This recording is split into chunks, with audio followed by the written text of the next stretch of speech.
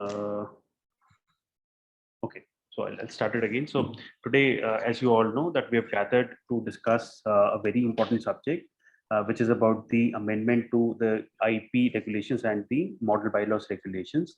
And this is about the IP profession, institutionalization of the IP profession. Now, the fact that in some quarters, in some discussions, in some WhatsApp groups also, I saw that there were some news clippings also posted, wherein it was said that the headline was that only IPEs henceforth shall be allowed to take up IP profession. So this itself gave us a sufficient ground to have this session on this subject, so as to throw now clarity on this change introduced, and also do away with any kind of misunderstanding that the professionals may have. Now, keeping all this in view, we designed this webinar wherein a complete clarity vis-a-vis the change that has been made shall be made available to all the participants. So from IBBI, we have Dilip Khandale sir here with us. Sir is the Deputy General Manager at IBBI and is also in charge of the IP division. Sir shall be making a presentation on the change, and we shall get to know the rationale, the vision, and the objective behind this reform. We also have Ashish Makhija sir here with us to enlighten us on the nuances related to this reform. I'm conscious that the speakers for today do not need any kind of introduction from my side. They're well-known personalities. And so any time that I spend in introducing them may be an exercise in vain. So I will first seek permission from Dilip sir and Ashish Makhija sir to take a minute, if I can complete my piece, for the introduction purposes. Please carry on. Okay.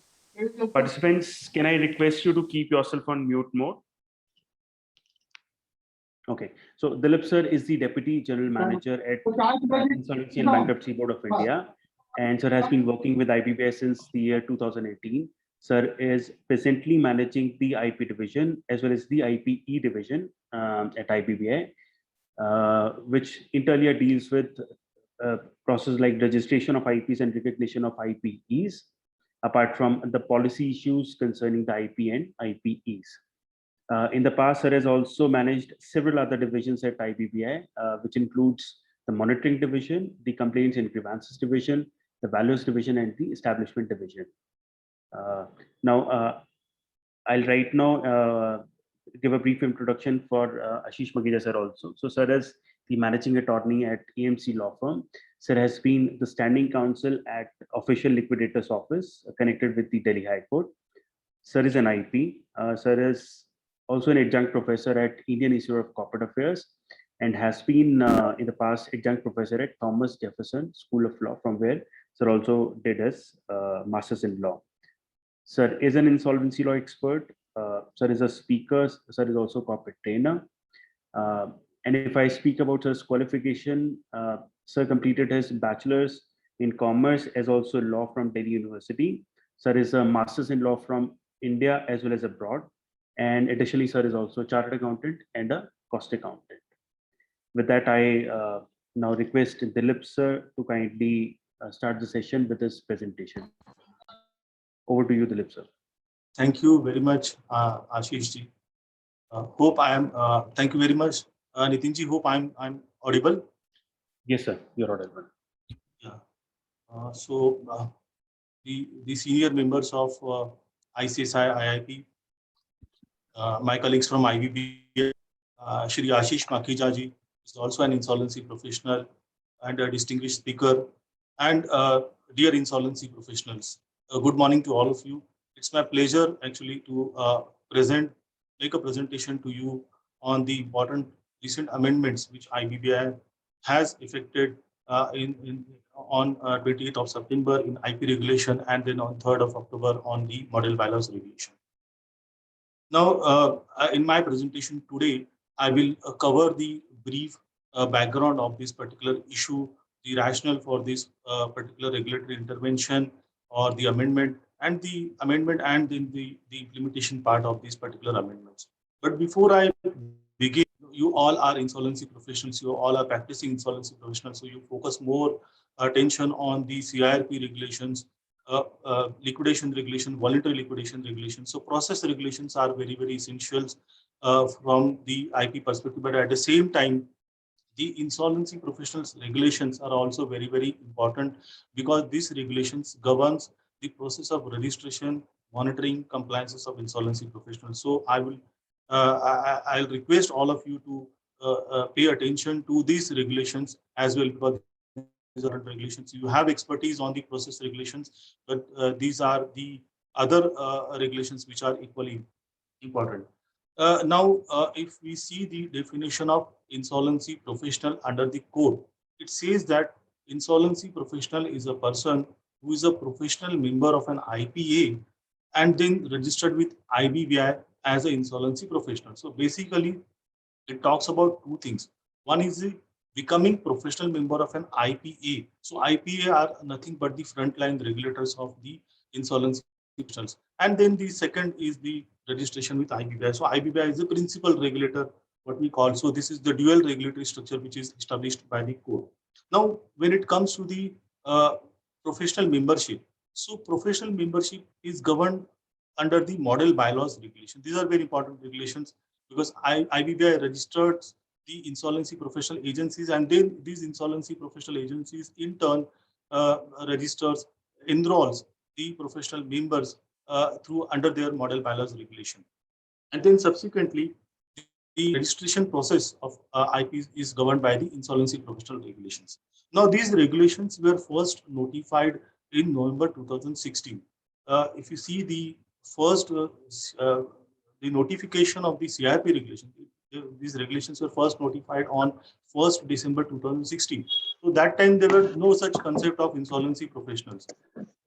So initially, when a week before these IP regulations were notified on 23rd of November 2016, so that time initially IP regulations provided for a regulation 9, which allowed certain professionals like CA, CS, company secretary, advocates having certain minimum number of experience to practice as an insolvency professional for initial 6 months period. Then in the month of December, within a 1 month, IBBI came out with a limited insolvency examination, and then IBBI started registering the insolvency professionals. So in the initially around 900 insolvency professionals were registered by IBBI for initial 6 months period. And then subsequently, in the regular stream, IBBI started registering the individuals having 10 years of professional experience as CA, CS, or 15 years of managerial experience. So, but as of now, there are more than 4,000 insolvency professionals registered with IBBI. Now, these registrations happen through the insolvency professional regulations. So, these regulations are basically governing two important aspects. One is the registration and monitoring compliances of the insolvency professionals, and at the same time, the regulation 12, 13, and 14 of the insolvency professional regulations also covers the process of recognition and derecognition of insolvency professional entities. Now, what is happening is that the IBBI initially thought that the insolvency professional is an individual. So he, under the code, he has several responsibilities, duties, functions. He has to comply, and he has to comply with several laws. So at the same time, under the code, IP can appoint professionals like accountants, advocate wherever necessary.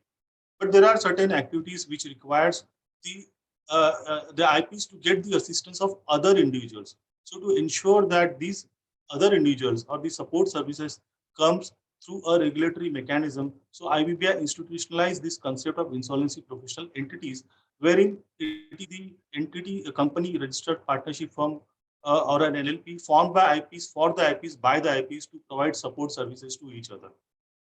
Now, these regulations, IP regulations, so far they were amended around 9 times.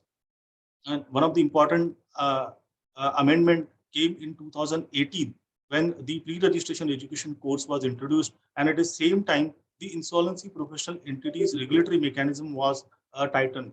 So that time, the object laws, that time certain amendments were done to ensure that IPs are also regulated properly. So, for example, that time the regulation 12 1A of the IP regulation says that the sole objective of the IP is to provide support services. It cannot provide any other service to the insolvency professionals. Then there was a requirement of 1 crore net worth, and management and the capital contribution should come from the IPs. So these are the first important amendments that happened to the IP regulation. Subsequently, in 2019, IP regulations were amended, and then the authorization for assignment was introduced. And then 2022, this is the most important amendment, we can say that, wherein the IPEs, which are presently providing the support services to insolvency professionals, these IPs are now enabled to become an insolvency professional. Now, in my presentation, I hope my next slide is visible. Yes, sir, it is visible now. So before I move to the amendment and why this has happened, let me, you all are insolvency professionals, but I would like to give you a brief background of this. So it is very necessary to understand the role of insolvency professional. Now, the code, there are several sections, section 15, 17, 20, 23. This covers the important elements, the key functions and duties of the insolvency professionals when he works as an interim resolution professional or resolution professional in a corporate insolvency resolution process. Now, first important, the function of the IP is to make the public announcement under section 15 and make public aware about the CIRP, corporate insolvency resolution process of a distressed company. Then under section 17, which mentions about the management of affairs of the corporate debtor. So the code mentions that from the date of appointment of IRP, IP has to manage the affairs of the corporate debtor and exercise the powers of board of directors of the company. So when managing the affairs of the company means he can act and execute in the name and on behalf of the corporate debtor. He can execute all other deeds and documents which are required. He can exercise the authority to access the financial information of the CD. And IP is also required to comply with requirements under any law on behalf of the corporate debtor. Now, the code believes that the people who are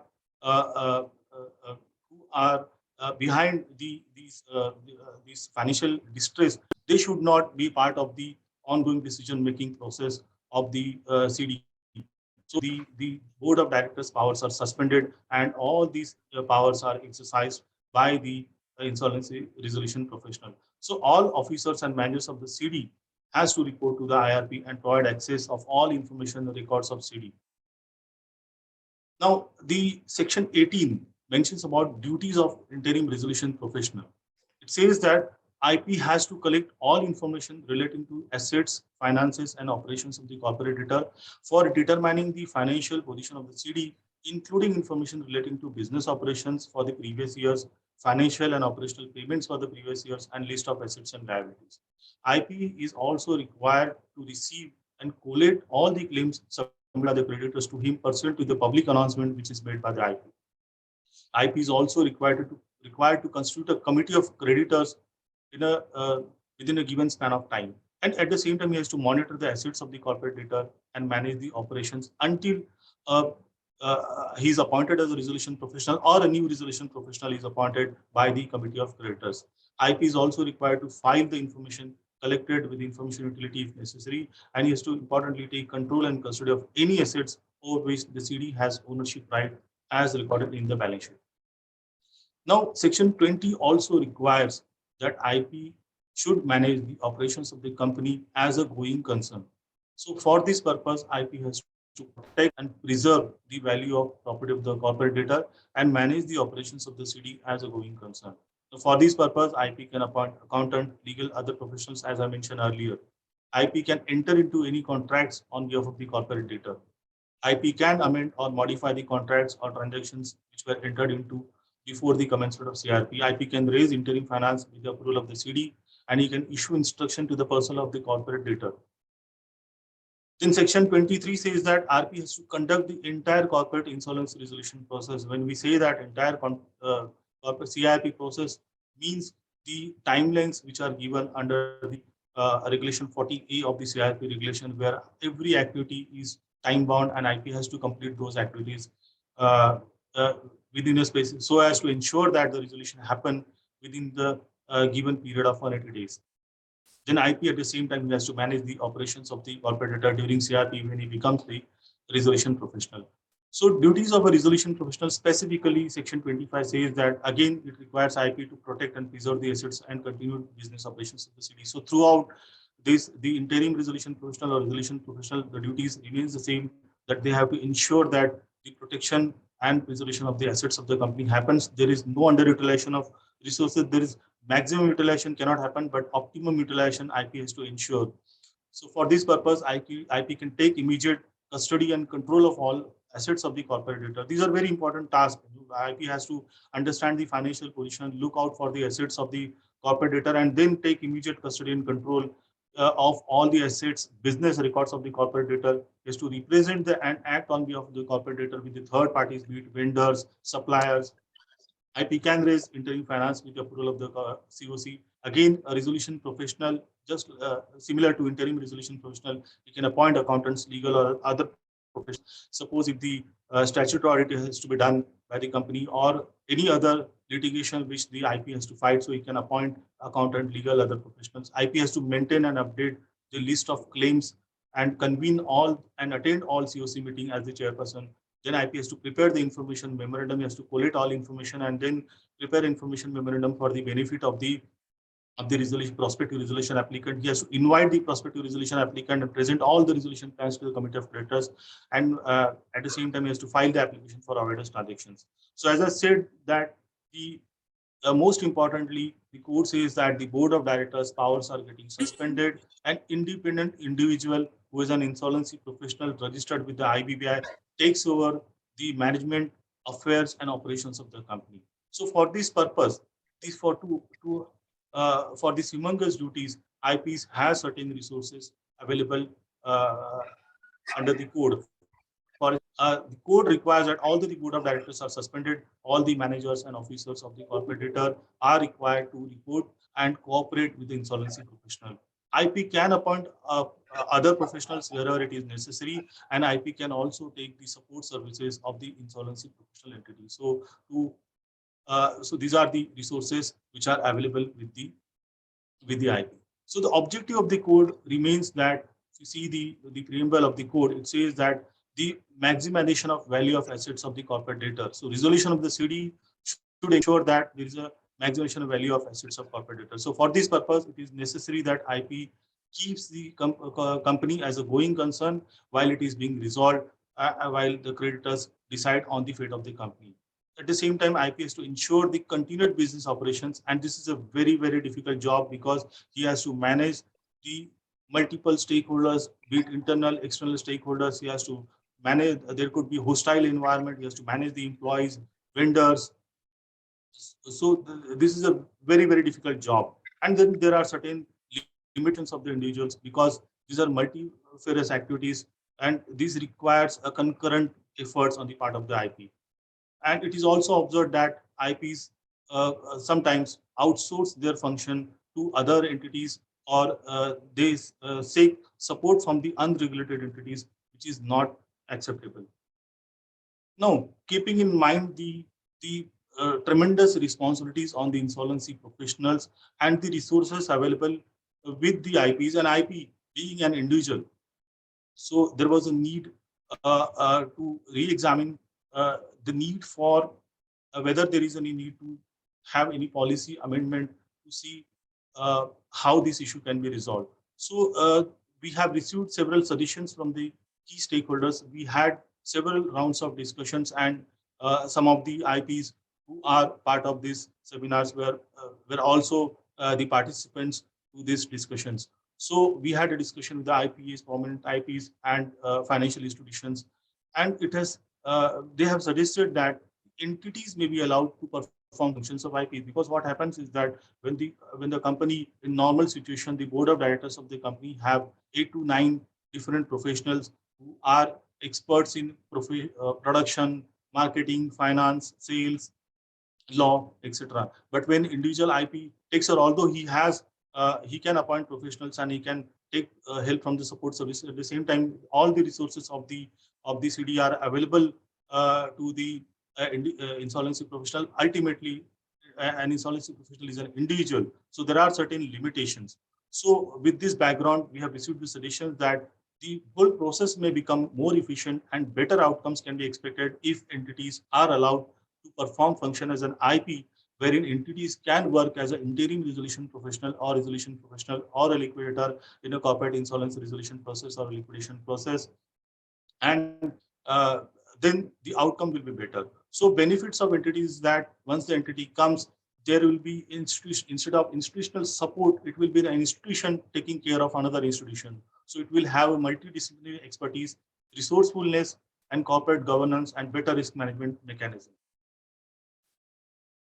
Now, we have also observed the Honorable NCLT Hyderabad bench order dated July 25, 2022 in the matter of Ind Bharat Energy Utkal Limited, wherein NCLT has also observed, they have brought in the notice to the government to consider appointing a group of professionals and government nominees collectively to act as a RP for meaningful solution rather than single individual as RPs in case involving large companies. So here are the quoted lines. They said that we also take this opportunity to express our views that the appointment of single individual as an insolvency professional for a large scale industries which are earlier been managed by a group of directors with expertise from various fields will only lead to a situation where the individual RP, who however his educated, experience, and honest might be, it would become impossible for him to handle the affairs of a huge company as a going concern. So we hereby bring to the knowledge of the litigants and also to the government to consider this particular aspect seriously, and instead of appointing single individuals as RPs for large-scale companies, appointing a group of consisting of professionals with expertise in various fields and a government nominee collectively acting as RP would certainly find a meaningful solution and also effectively pursue the preamble of the objective. So there were suggestions, and Honorable NCLT bench has also observed that there is a need for considering the entities to become IPs. Uh, at IBBI, while examining this issue, we have also gone through the domestic scenario and international scenario to find out whether there are any similar such practices or professions are being followed. So what we observed that very closely, IBBI is also shepherding the valuation profession, and the valuation profession has wherein individuals and can also practice this particular profession. Similarly, in the securities market, the brokers are also entities. Insurance sector also corporate agencies permitted by LDI. And in case of accounting and secretarial professions, CA, CS, ICMI, they also have allowed entities to practice to a certain extent. Now, in case of international scenario, there has been a report of Insol 2016, wherein they have studied certain jurisdictions when it comes to the insolvency, and there also they in that report they mentioned that jurisdictions persons do exist and operate in few jurisdictions such as Austria, Czech Republic, Hungary, Slovakia, Spain. So entities do practice the professionals, and uh, they have been successful in achieving the objectives of the particular regulatory intent. So now, if you look at keeping in mind this background and the relevant legal provisions also we are examined. So as I mentioned earlier, the code says that code defines the IP as a person. It says enabling a person, that is enable entities to become IP. Now, section 206 and 207 of the code, as I mentioned earlier, the IP is a person who's a professional member of an IP and registered with the IBBI as a insolvency professional. So section 323 of the code then defines a person to include an individual, HUF, company, trust, partnership, limited liability, and any other entity established under the statute. There is another section, section 207, which empowers the IBBI to specify the categories of professionals on possessing such qualification and experience in the field of finance, law, management, insolvency, or such other field as it deemed fit. So now the code says that the IP can be a person. Now what happens is that the model bylaws regulations and the insolvency professional regulations, which are notified by IBBI, these model bylaws regulations and IP regulations allow only individuals to become a professional member of IP and then register as an IP with IBBI. So the code provides for the wider definition of person, while it includes both, that is natural and jurisdiction person. It is only through the regulations, the model bylaws regulation, IP regulations, IBBI has limited the ambit of specifying only an individual, that is the person, to get enrolled, registered, and act as an IP.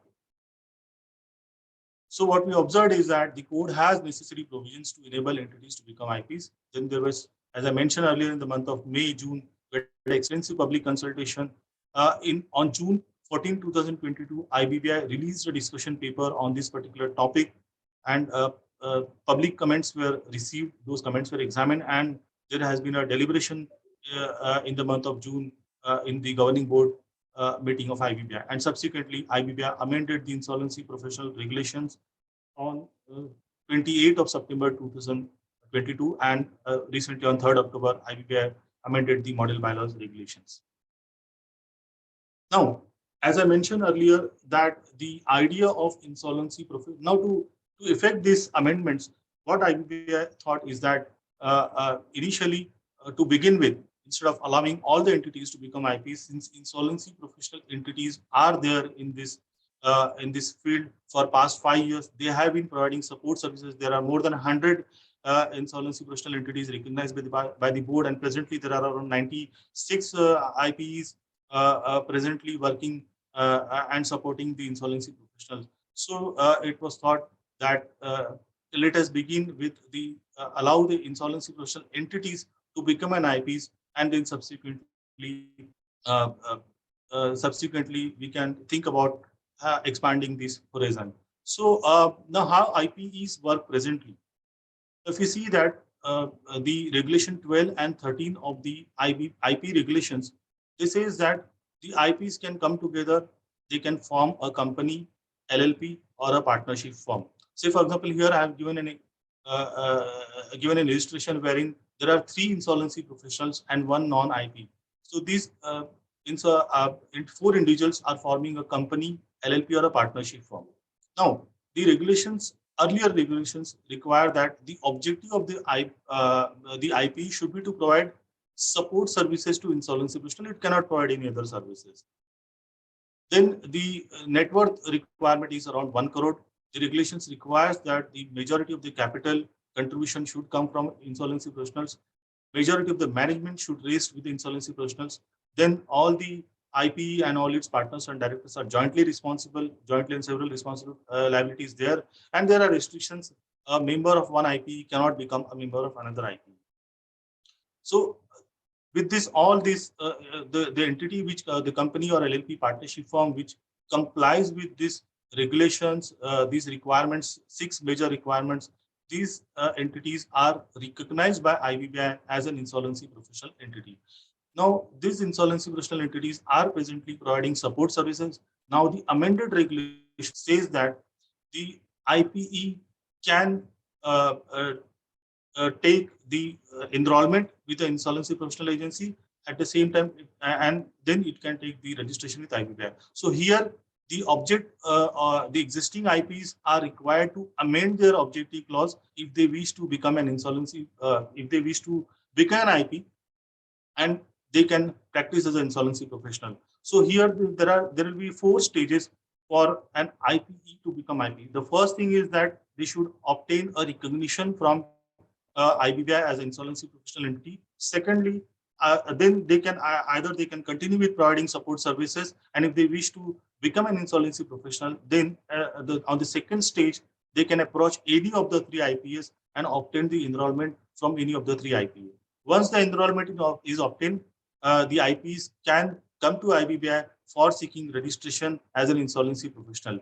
Once IBBI gives the IP registration, then IPE can go back to the IPA and obtain an authorization for assignment from the IPA. So here, some of the important points is that since there is a amendment to the regulation, so the object, if existing IPE wishes to become the IP, it has to amend the object clause. Then another important point is that for practicing as an insolvency professional, only a partner or director who is an IP and who is holding a valid authorization for assignment can act and on behalf of the IPE. And then IPA is, since IPAs are required to enroll the IPAs and issue the AFAs to the IPs, they are also required to maintain the register of the IPs. And at the same time, there have been minor modifications done in the Form G, which is required to be submitted by the IPEs to the board on annual basis. So in this particular form, now the fee for support services as well as fee for IP services, if any, is to be filled in and submitted to the IBBI, but that will happen in the next year. So these are the major amendments, and with this, I would like to conclude, and I'll be happy to take any suggestions or any questions from you all. Thank you. So thank you very much. Can we go like this? If participants can raise their hand and then you can recognize it and take the questions. Dilip sir? Yeah, sure, no issues. So participants, you can raise your hand and then Dilip sir will recognize you and then probably your questions will be resolved. I think Mr. Ravindra Belur is raised his hands. Good morning, sir. Yeah, good morning. Thank you for sharing the thoughts in quite simple and very understandable way for us, for all of us. What I understand is many of the amendments which have come in recent times are more towards what you call making the CIRP faster and for good of the in the long run. In this context, I just wanted to touch upon regarding this IPE. Minimum net worth of IPV of 1 crore was definitely made with a very right intentions. What I mean is that the IPE, to be considered as an IPE, it should have a good infrastructure and the support system for which this kind of a net worth is a need, and then only it would go in the long run. That is with the very good objective it was done. But my question is 1 crore net worth correct? Well, irrespective of the number of IPs in the IPE. For example, is it correct? 1 crore should it be 1 crore for two partners LLP or 2 shareholders of an IPE, and it is the same for 20 or 25 or 30 IPs.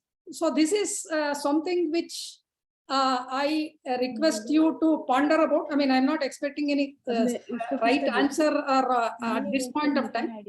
This is something which needs to be looked into, because net worth of 1 crore cannot be the same irrespective of the number of IPs of an IPE.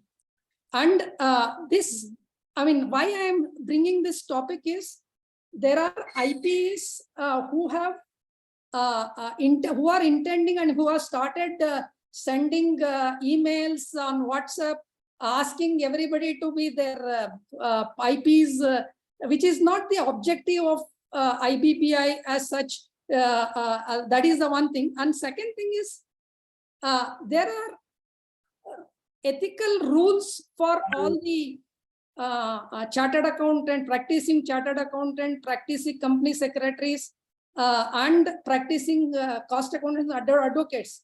Shouldn't, for example, what I mean is what should be the professional way of reflecting one's website?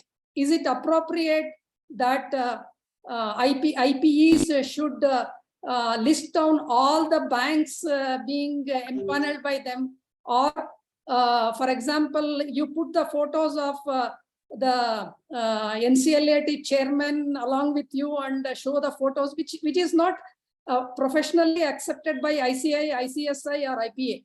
Shouldn't IPAs and IBBI look into these aspects and bring some what you call requirements like the ICIA and the company secretary and management accountant institutes? I mean, this is the submission I would like to make, because the objective with which IBBI is bringing all these amendments should also be taken on the ground with the same spirit, not just the law, but the spirit also. This is my simple submission. Thank you. I would like to respond to the question.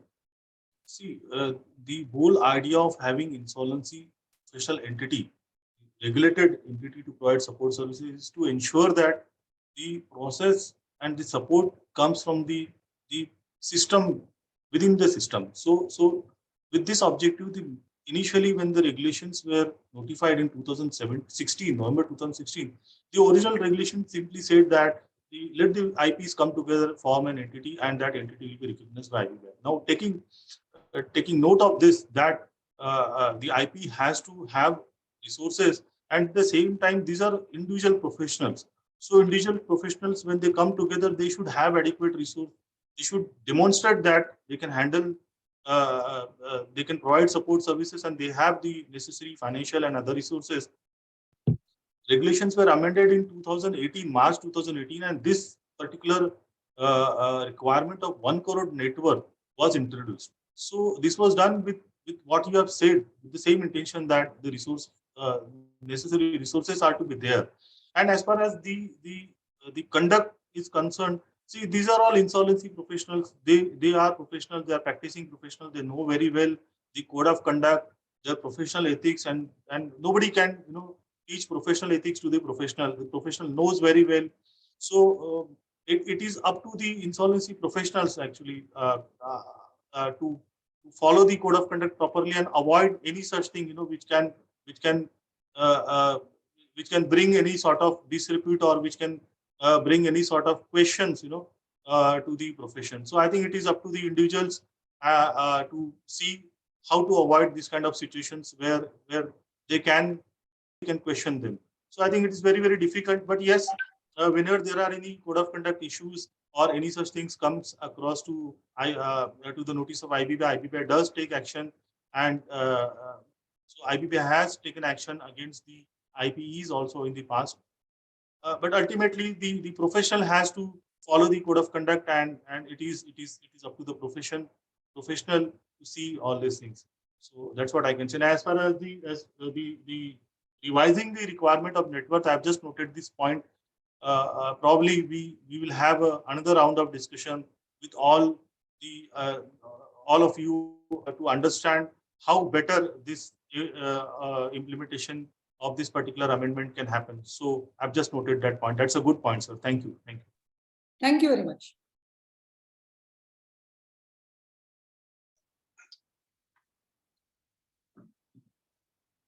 Mr. Prashant Jain.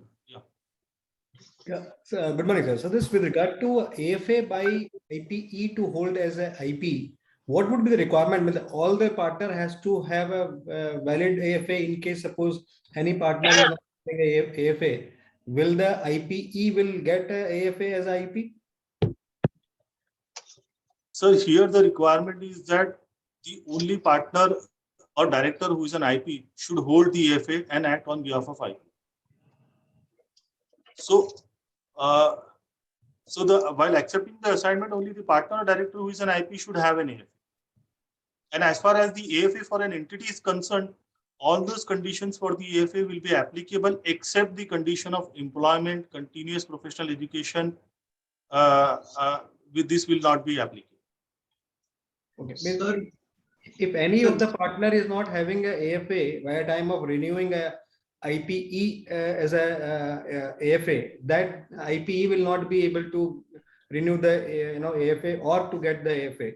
Or any disciplinary action is on the any partner and he is not able to renew this AFA, then the IPE will not able to renew the AFA. No, IPE has to obtain an authorization for assignment. Okay. So IPE will obtain the authorization for assignment. Authorized signatory of the IPE will apply for the AFA to the IPE. So here, my dear sir, if a person who is having 70 years of age or more, yes, can he become member of the IPE as director, partner, or member? If so, then AFA requirement should not be there for the purpose of IPE as IP. There is no logic for it.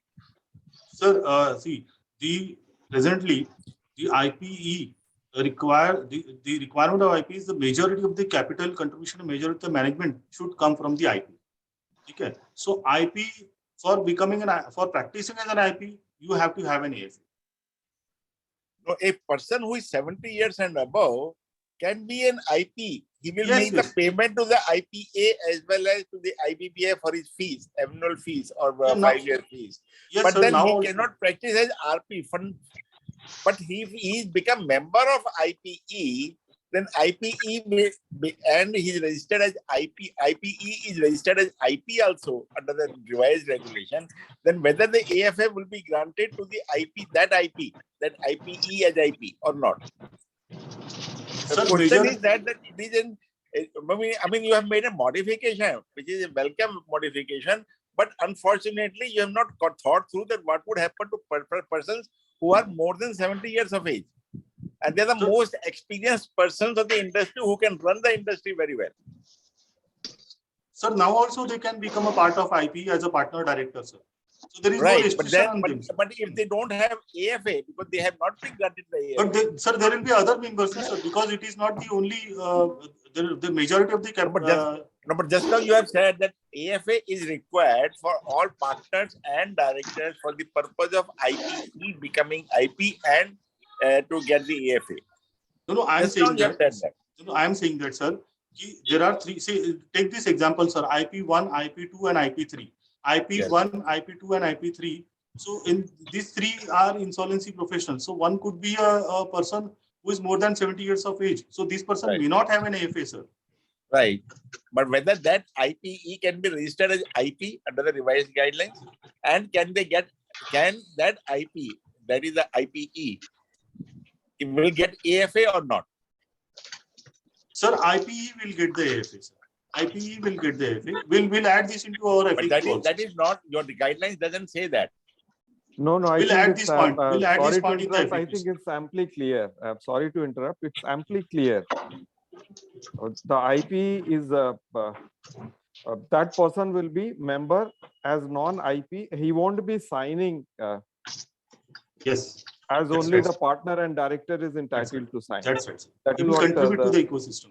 He will contribute to the ecosystem, but he will not sign. The other member who is an IP, who is having AFA, will sign. So, sir, out of assuming 5 partner of the IPE, 3 are having a valid AFA. Then also the IPE can, apply for the AFA with the 3 valid IP as holding a AFA. Am I right, sir? Sir, there is no Yes, condition. yes. As far as the AFA is concerned, sir, as far as the AFA is concerned, all the conditions which are applicable to the individuals will apply to the IPE or as well, and only condition of CPE and employment will not be applicable. Sir, my question is regarding So the question of having the number of existing assignments. IPs having AFA doesn't arise. Anyways, we'll clarify this in our FAQ, sir, which we are preparing. Sir, what will be the maximum number of assignments IPE can handle as IP? The same limit which is applicable to the IPs that is applicable to the entities as well, because these entities will act as an IP. So whatever limit is available under the IP regulation, there is an expectation that there is a limit of some certain assignment, 10 assignment as RP that will be applicable, because IPE will act as an IP. So Sir, that limit will be applicable. my next question in this regard is, Yes, suppose an IP is doing maximum number of assignments, let us say 8 assignments, okay, as individual capacity, then that same IP sign as a director of IPE by taking another 5 assignments in IPE. So that assignment will be taken by the entity, sir, not by the individual. He is not taking an individual capacity. The assignments will be taken by the IPE, sir, not by the individual. That is okay, sir. But there will be one IP who will be signing that, who will be a signatory, who will be an authorized person in that particular assignment. But in that sense, one IP can handle 10 assignments. No, sir. In that case, sir, one IP is, sir, the IP is handling 8 assignments in individual capacity, and here the entity, sir, which has got, there are other members also, other IPs, non-IP. This entity is accepting the assignment, sir. But sir, as per the guidelines, in that when IPE will work as IP, there will be one particular IP who will be signing. Yeah, he'll be signing, sir. He'll be signing because so entity... that means one IP, one individual IP can sign 20 assignments. I think this is impractical, sir. If you are giving a power to one person to handle 20 assignments, No, it is not like that, sir. It is not like that, sir. Here The assignment is handled by the individual in individual capacity. Here the assignments are handled by the entity, sir. An entity wherein there are other IPs and non-IPs as members. It is the person who is authorized signatory who is signing this one. But it is the entity ultimately who is taking the assignment. It is the entity who is responsible for the assignments, not just an individual. Let us take example, sir. I am also attached to one IP. I'm director of one IP. Then what will be the responsibility for other directors in that IP? That will be joint and several liabilities, sir. Entities or entities. So that means there must be some clarification on this issue. Otherwise, you are giving one individual person to handle more than 10 assignments indirectly. There will be consolidation, sir. I've noted your point, sir, but the regulations are very clear that it is the individual, this is the entity who is accepting the assignment, and it is the individual, because how entity will represent itself? It is only through the authorized signatory. Somebody has to be there signing on and acting on behalf of the IP. There has to be some check on that. If a single person is handling all the assignments and by the name of IPE only, it will be injustice to the assignment. No, there is no such restrictions are at present. There is no such restrictions. So it's Sir, the... can I add, Yes. sir? Yes. Just a small request to the participants, because we know that Dilip sir has other things also to do. So schedule is very tied up. So your interventions, any query that you have, please put it in brief. And also we have Ashish Makhija sir with us. So any interpretation of the provisions that you require shall also be resolved by Ashish Makhija sir. I'd like to take a few questions, one or two questions we can take, and then we can. Sir, regarding this part, hello. Yeah. Sir, regarding the partner signing as an IPE, normally in the chartered accountant and other wherever we are partner, individual person who is signing, you should not sign more than the maximum permitted. I think that if a partner is having 2 assignments in individual capacity, he can sign 3 assignments on behalf of the IPE. So that's what normally in other regulations we follow. I think the same principle should apply here also, no, sir? I've just noted these points, sir. As of now, there is no such restriction as I mentioned earlier, but I've just noted these points. Sure, sir. Sir, can I ask Sir, Last question. Sir, I have a small question.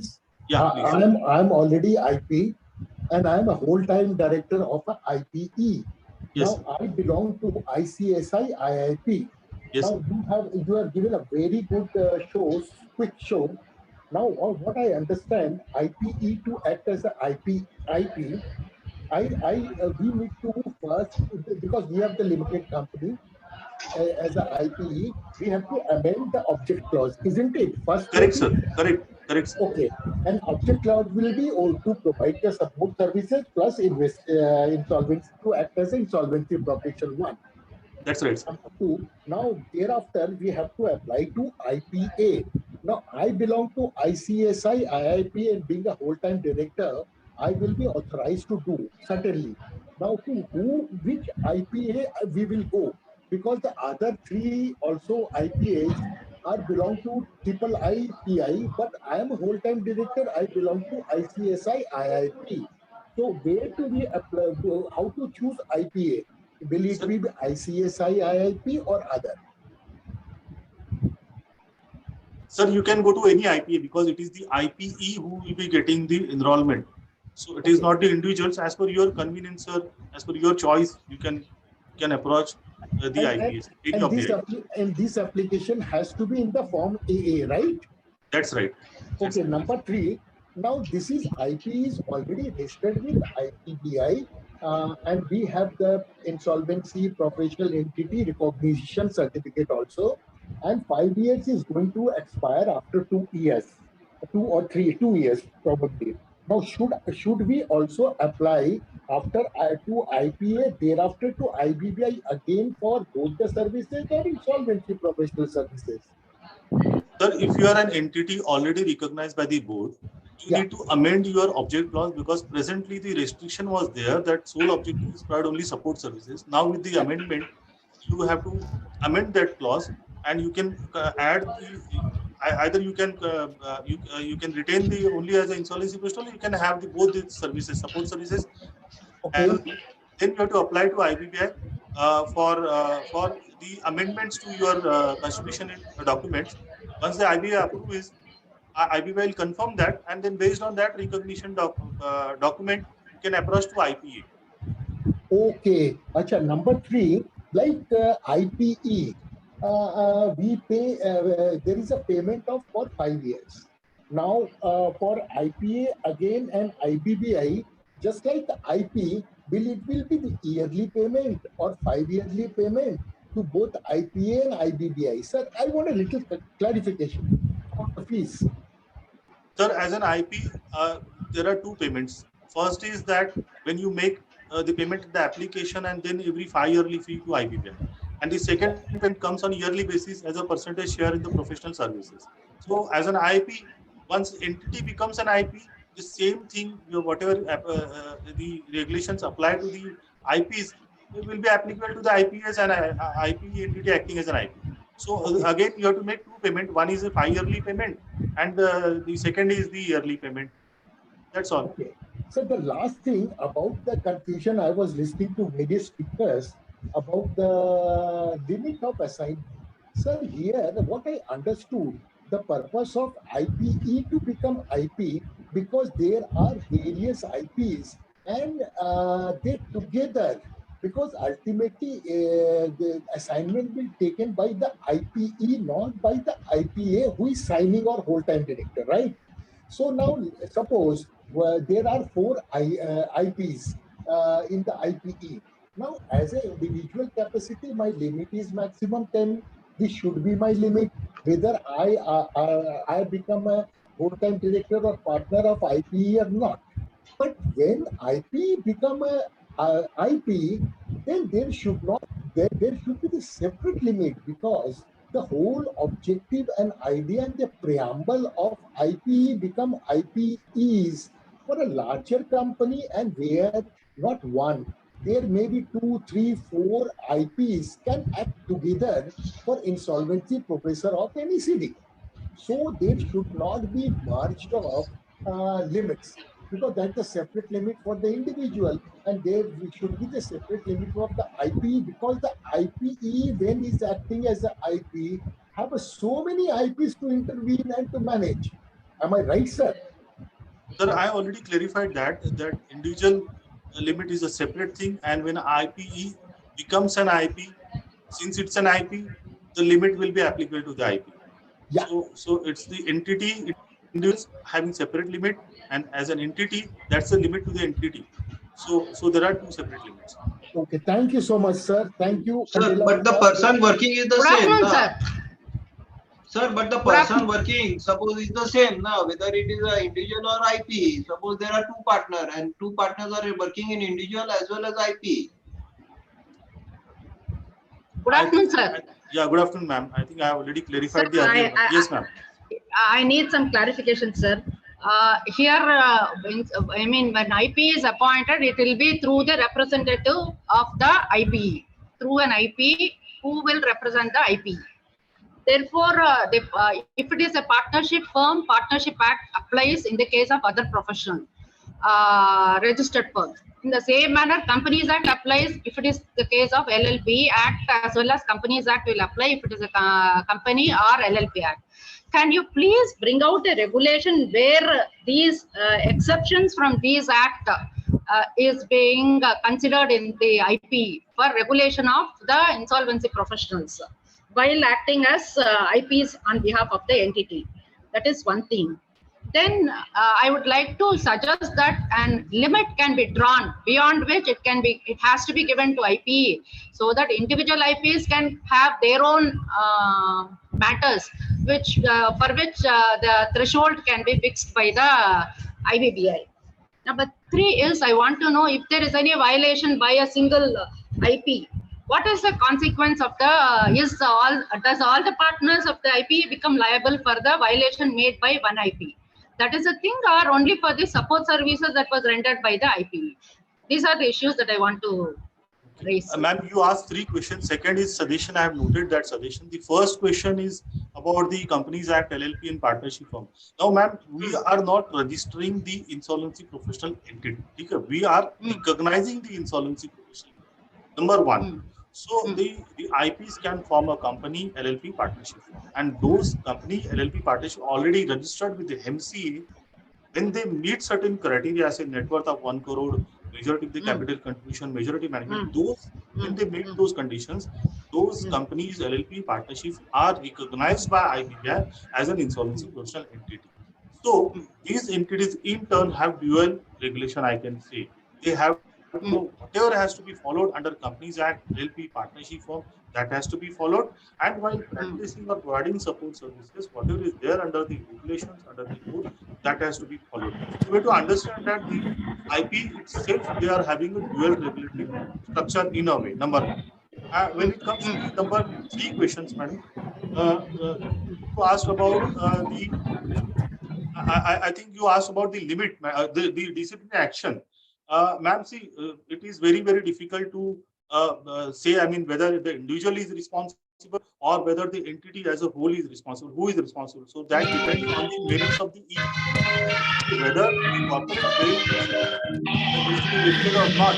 That will depend on the merits of the case, and that is once the any such matter. I hope no such matter comes, before the DC, and everything is managed properly. But suppose unfortunately, if such violations comes, then it is ultimately the merits of the case that can decide whether the action is to be taken against individual person or against the entity as a whole. It's very difficult to predict at this point of time.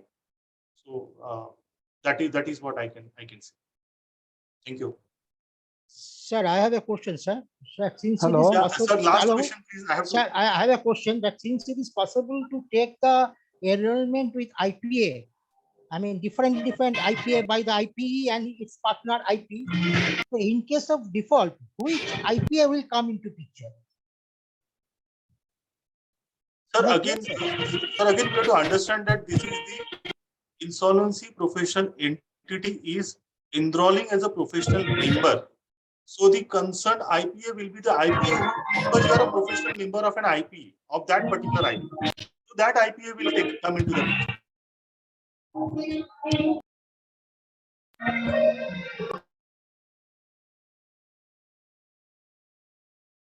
I hope. Sir, one thing. Hello. Hello. Sir, one point. Hello. If there would be any lapses, who would be responsible for that? The person who is signing on behalf of IP, or the whole IP would be actually held responsible for that? Sir, I have already clarified that it will be the joint and several liabilities applicable in case of IP, otherwise also. So it is very, very difficult at this moment to say who will be responsible. It could be an individual, it could be an entity. It depends on the merits of the case.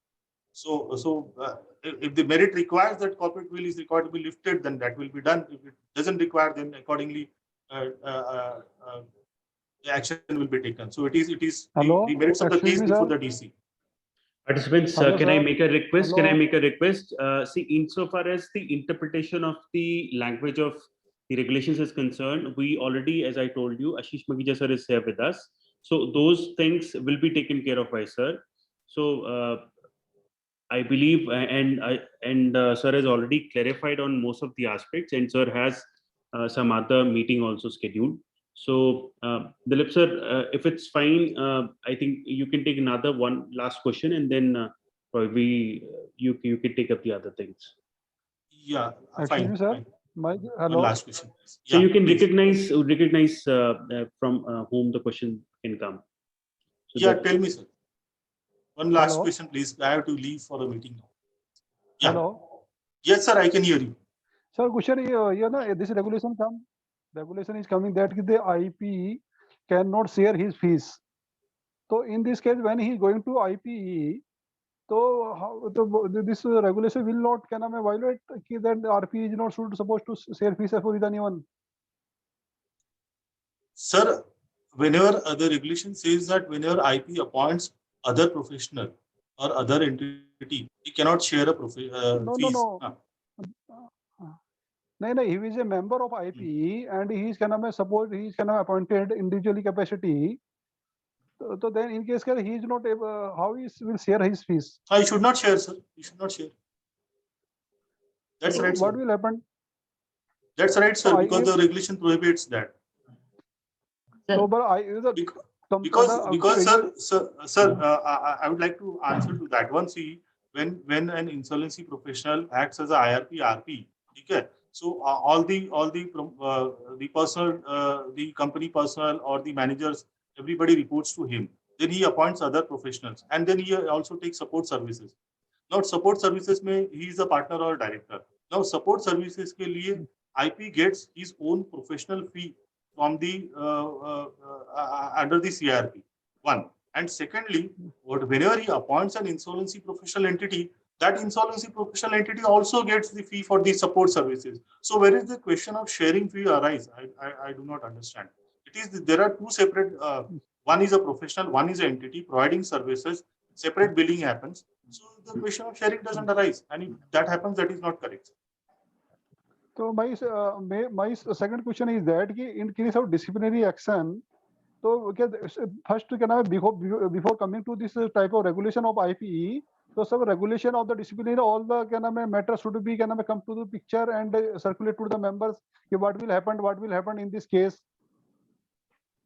No, that is not required, sir, because that in any case that will, whenever any such violation happens, in any case that is DC of IBBI or DC of IPA are taking note and they are taking necessary action for that one, and there are several orders wherein there is a violation. That is right, sir, but it should be clear to the IP or IPE what should happen if it is something is happened like this. In future, though they can that responsibility is not certain what will happen. So what the IBBI will take the action, but it should be in a it should be black and white and should be written.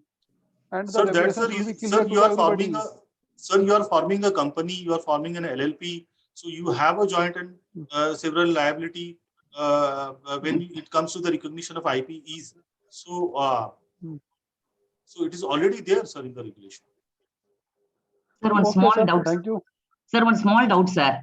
Now there are 5 IPs in one IPE, which becomes IP. So in that case, whether the IPE can accept 50 cases for each individual, it is IP, it is 10 cases. So whether the IPE can take 50 cases? Sir, ma'am, I have already, sir, I think I have already said that it is the limit of when an entity becomes an IP, whatever limit is applicable to the insolvency professional under the regulation, same has to be followed by the IP, irrespective of whether it's an individual or whether it's an entity. So IP can accept only 10 cases? Yes, yes. So I think with this, I can take a leave if you all permit. And I'm sure Ashish Makhija is there and he'll be able to answer most of your queries. Sir, one last doubt, sir. Whether IP who is partner in director in one IPE, whether he or she can take cases individually? In IPE, I am handling 2 cases. Whether I am allowed to take further cases as individual IP? Ma'am, IP is formed by IPs only, no? So it is the when you are an individual member of an if you are having an AF and you are a partner director of an IPE, in individual capacity also you can take assignments, subject to the limit. Yeah, subject to the limit. Thank you, sir. Nice of you. Thank you. So sir, can the IP take the services from any other firm? Sir, if the IP appoints IP, whatever is allowed under the code can be done. Whatever is not allowed under the code cannot be done. That's what I mean. Yes, sir. What I am asking is, suppose there is a chartered accountant firm and separate IP also firm, and all the staffs are in chartered accountant firm. Can the IP take the service from the chartered accountant firm? Sir, under CIP, under the code, IP can appoint professionals. Okay. So if whenever it is necessary, so IP Correct. can appoint professionals, but that appointment has to be on arm's length basis. That cost has to be approved by the COC. All these have to be done. I'm So not if you are talking of already an third-party entity, professionals. sir, if you are already an entity who is acting as an insolvency professional, it is the committee of creditors who will decide whether the Can I services pay? are to be taken out. My question is, I am not appointing third-party professional. Can I pay from my agreed fees to my internal firm? That is my question. Can you do it now, sir? Suppose my fees is 2 lakhs rupees, and can I pass on the fees from my 2 lakhs rupees to the chartered accountant firm who is helping me? Can you do it, sir, now?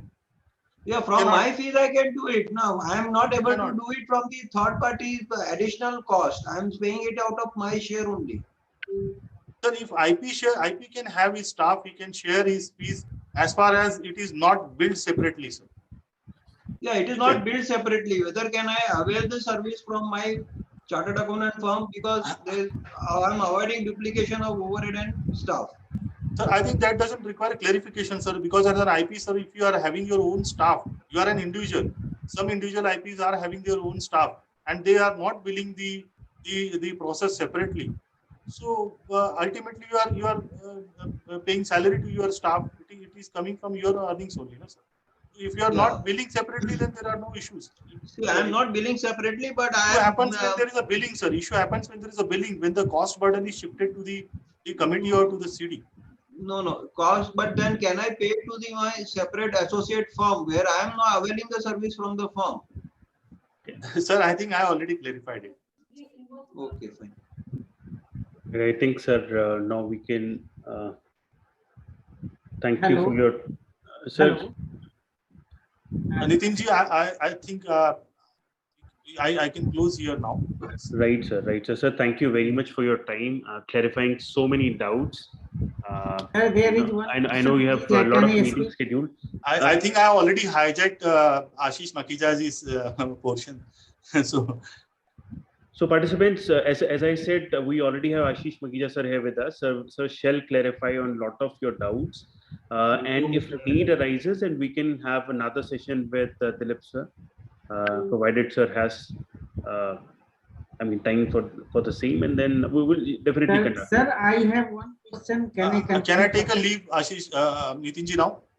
Sure, sir. Dilip sir, there is one small point you mentioned to everybody, that they should not ask preliminary and basic questions, read circulars, read everything, because I think that almost 40 minutes have been wasted in very basic questions. It should not be permitted like this.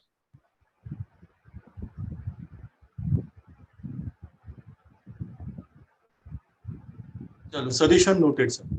Thank you, Mr. Khandale. Thank you, sir. Thank you very much. Right, sir. Thank you very much for your time. Thank you. Thank you. Thank you, Khandale sir. Thank you very much for nice presentation. Thank you, sir. Thank you, sir. Sir, I have a query from Mr. Makhija. Can I?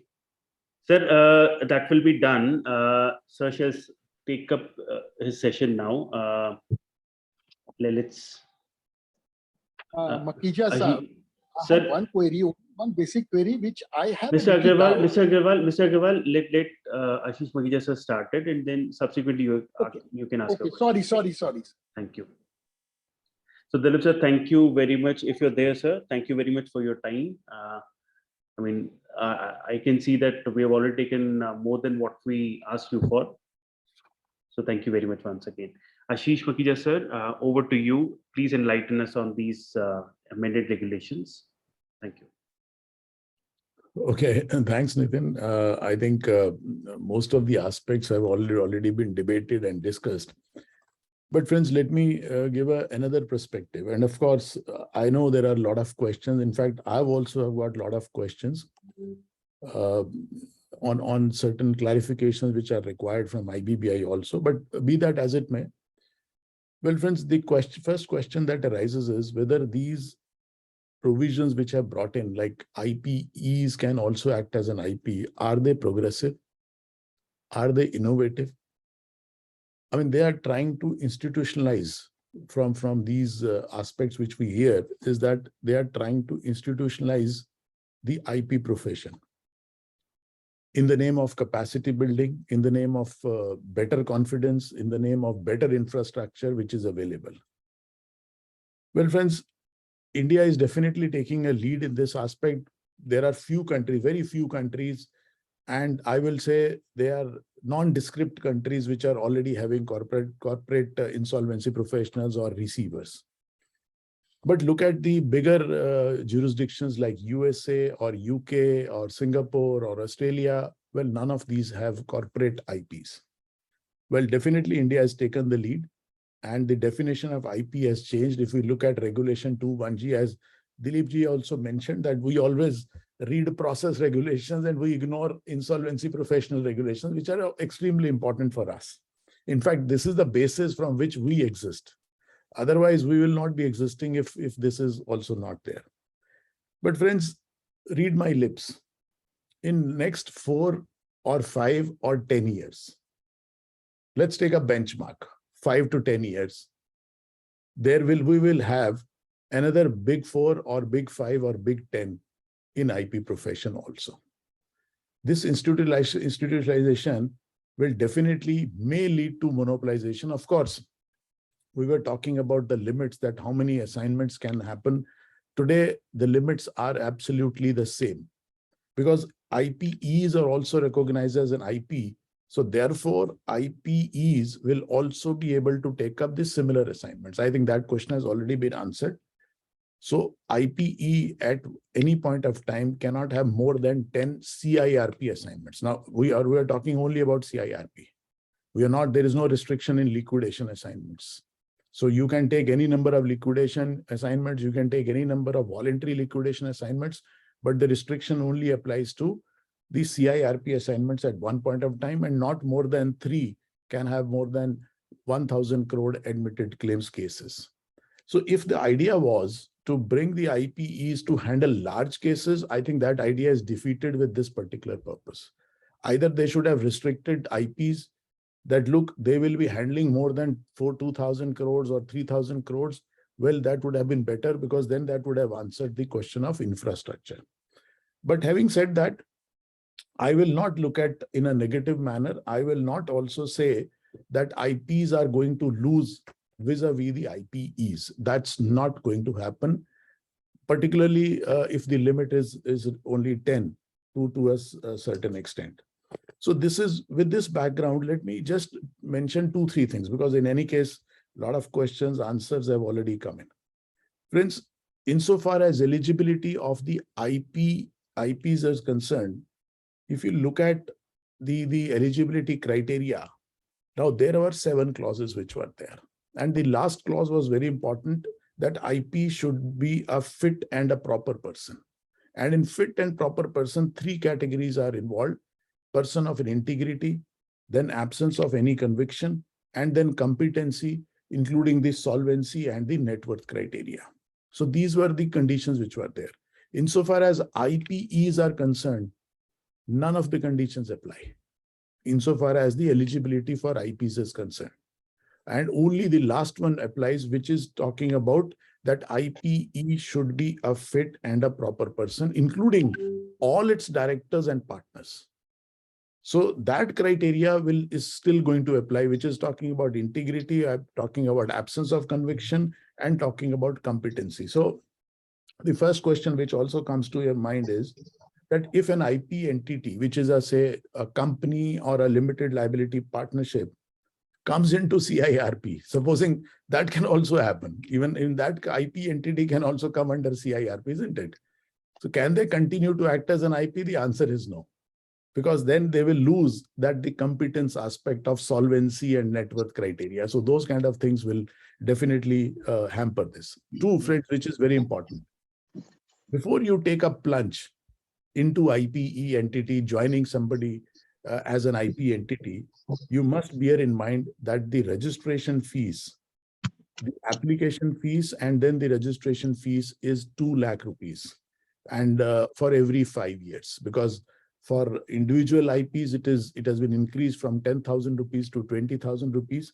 But for IP entities, it is 200,000 rupees. And then, of course, IP entity also pays 1% of the turnover to the IBBI. So that is also important. Insofar as the IP is concerned, IPs are paying 1% of their professional fee.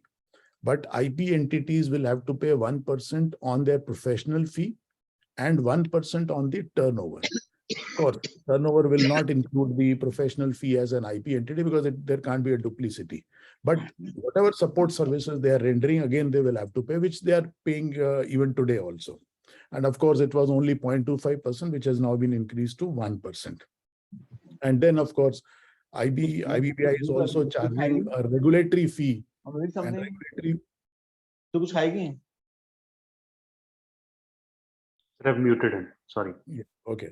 So 0.25% of a regulatory fee that is known as the realizable value has also to be paid, where realizable value is more than the liquidation value. So of course, those are regulatory fees. And again, another provision has come in is 1% of the cost being booked in the CIRP cost for hiring of professionals and other services. So again, 1% of that has to be paid, and that has to be paid within 30 days after the end of each quarter. So I think all IPs are supposed to note these changes also, because all these changes are mixed up with the IP entities and others also. So this is extremely important. Now, friends, I'll just take up 2-3 things, and then of course we can have a discussion. We can have a lot of clarifications which will be there.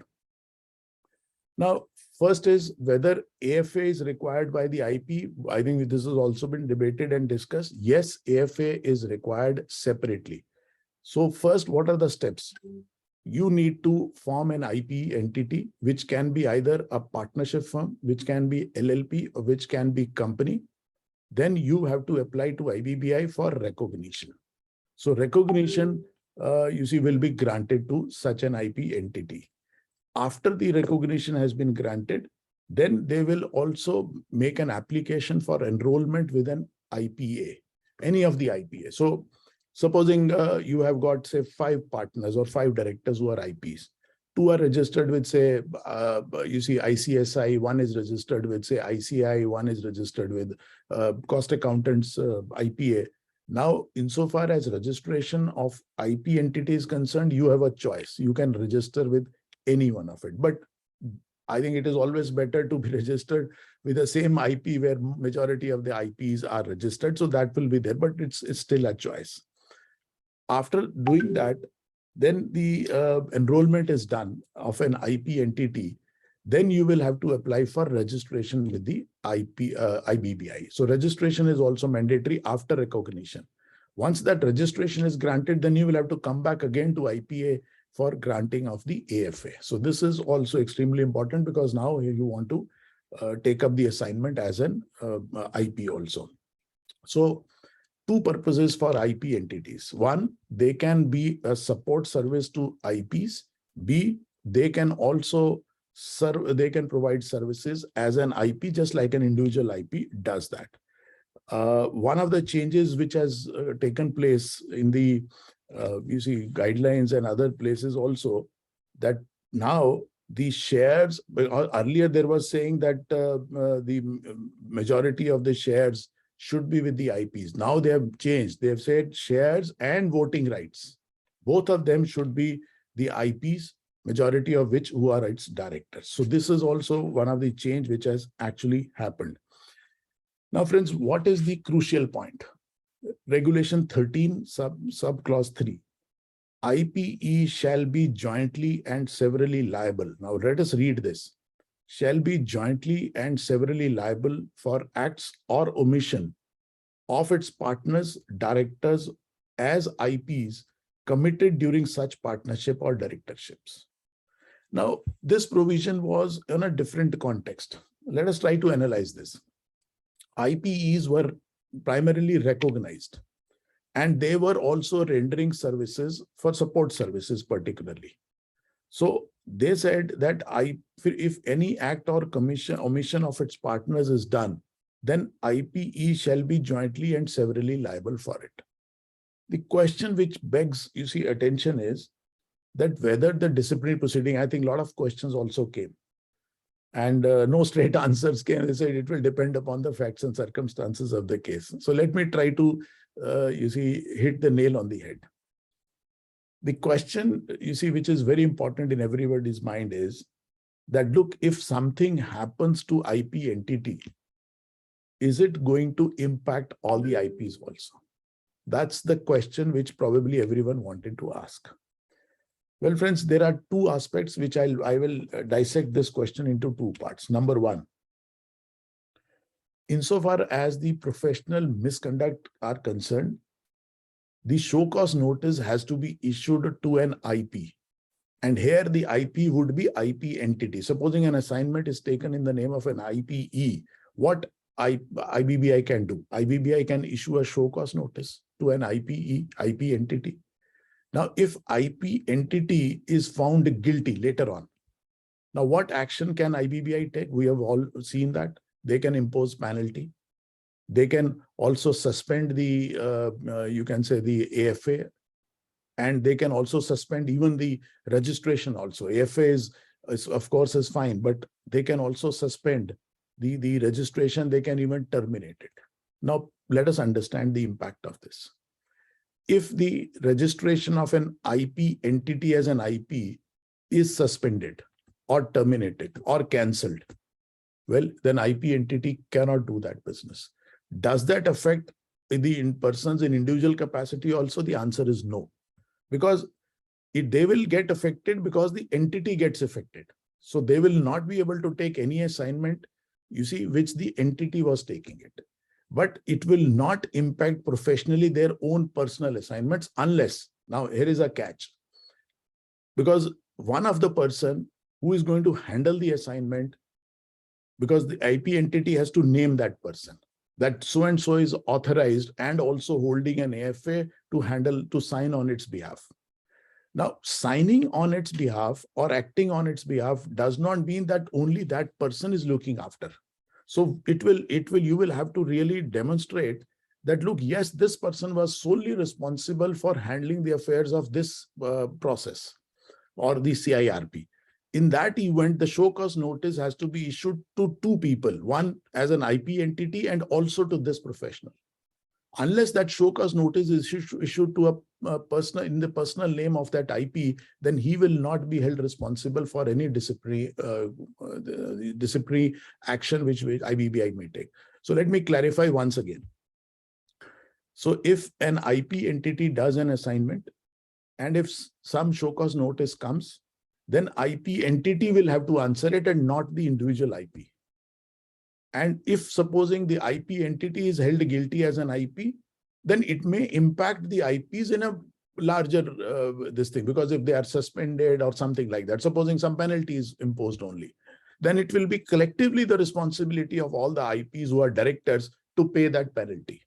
Regardless of, the liability of the IP entity, they will also be liable to pay. But it will not affect their personal careers. Please understand, this is very important. Two, if the show cause notice is issued not only to IP entity, but also to an IP who was handling that assignment because there's some fraud happened or some misconduct happened because of that professional, then that person can also be held responsible in his capacity. So this is important for us to understand. So joint and several, is in the terms of the other liabilities. In the terms of the misconduct liabilities, there can't be a joint and several liability. Let's understand, because there's always a personal liability. But yes, to some extent, it will all IPs will get affected, because at the end of the day, if action is taken against an IPE, well, it will also impact the other partners to that extent. So this is one of the important things which I wanted to clarify. And there are two more aspects which I will just raise, and then we can leave forum for discussion. Number one, friends, if you look at model bylaws, clauses number 23A to 23C, 23A, B, and C. Now, what does it say? It talks about the related parties, right? So it says that an IP cannot engage any of his relatives or related parties. Now, here I wanted to ask this question to IBBI. In fact, I would request ICSI to take up with IBBI also. Related party has been defined in an explanation underneath 23A, B, C. What does they say? It says, for the purposes of clauses 23A to 23C, related party shall have the same meaning as assigned to it in clause 524A. Now, 524A, if we go there, it says related party in relation to an individual. Now, here an IP entity is not an individual. So how can this definition apply for the related parties for the IP entities? Now, then somebody can say, okay, let's go to 524, which talks about related party to a corporate entity. But friends, that definition can also not apply for a simple reason, because it says related party in relation to a corporate debtor. It doesn't talk about IP entity. So I believe now the explanation or these regulations or model bylaws need to have a separate definition of related party in relation to IP entity, because none of the definitions 524 or 524A will apply. So now the question is, if an IP entity wants to give any assignments or appoint any related party, are they prohibited? Well, the answer is yes, but we are not clear what do you mean by related party of an IP entity. That definition of 524A cannot squarely apply. I think they need to clarify on this aspect. Number two, friends, if you look at the amendment regulations, now they have replaced the word he with it. They have replaced the word him with it. They have replaced the word his with it. And they have replaced the word himself with itself, because they wanted to generalize rather than restricting only to individual IP. They wanted to bring in IP entity also. But friends, go to section 207, go to the main IBC. There still we are using the word him, himself. So unless you change this is what you see when the discussion paper came, I also told them, I said, look, you need to amend the law also. You can't straight away bring it only through the regulations and amend the regulations, because there will be certain dichotomy which will be there. So this dichotomy has arisen because the word himself is used in 207. And you see, if you read the word 207, it talks about professionals, categories of professionals. Now, can you say that IP entity is also a professional? In fact, in one of the disciplinary cases, and I must tell you this, in one of the disciplinary cases, they say an entity can never be considered as a professional. So if that is the view which has been taken by IBBI already, now if we go to section 207, it says that IBBI can prescribe the category of professionals who can act as an IPs. Now here the professional, the meaning was that individuals can be categorized, not an IP entity. So probably I will see that there may be some challenge in the high courts also on this aspect, whether IP entities can really be brought in without the amendments. Because if I read subsection 2 of 207, it says the board may specify the categories of professionals or persons possessing such qualifications and experience. Now, possession such qualification, can an entity, can a company possess a qualification? Because you see, you have to link all, you have to read in full. So IP entity is not a professional. IP entity is not a person which can per se, we can say, oh, it has a qualification, it has an experience in the field of finance, law, management, insolvency, or such other fields. So according to me, even registration of an IP entity as an IP which has been brought through a regulation can be challenged. We don't know, but of course, if somebody challenges it, of course, then they will probably have to amend the law. So this was my view when the discussion paper also came. Now, having said that, I told you they have modified the word he with it. They have replaced his with its and himself with itself. But friends, they have forgotten to do it at 14 places. There are 12 regulations where they have not changed the word he to it. And I can give you all those regulations, but I don't want to just waste the time of this people. But all I'm saying is that probably they have brought it in a hurry. They have forgotten to change at many places. So all those regulations also require a lot of changes. I think ICSI can take up this with the, IBBI. Regulation 3A, Regulation 6, 8, 8A, 8B, 8C, and the list is very long. So there are 14 regulations where they have not changed from his to from he to it, or his to its, or himself to itself. So I think this may also cause a little bit of problem, because then people can say, oh, this only applies to individual, this can't apply to an IP entity. Now that will be, will be very, very, you can say, regressive in that manner. Now, the first question, I think some of the questions which have already come: can individual IP take assignments in his own name besides the IP entity? The answer is yes. Supposing there are 3 insolvency professionals and they have formed an IP entity, so they can take 10 assignments, CIRP assignments in their own individual name, and also 10 assignments in the name of IP entity. So this is one thing which I wanted to clarify. So this is there. Disciplinary action, if it is taken against an IPE, whether it will be taken against IP who is acting on its behalf, well, that will depend upon the facts of the case, definitely. But I can be sure that show cause notice will definitely be issued to IP entity, because IP entity is being appointed as an IP. A show cause notice can be issued only to an IP. And then if the person who is acting in its behalf has also committed certain actions, so maybe a separate show cause notice may be issued to that person also. So however, these things will be clarified over a period of time. But yes, the danger is always there for that person who is acting on its behalf. Definitely, it will hold some importance to that extent.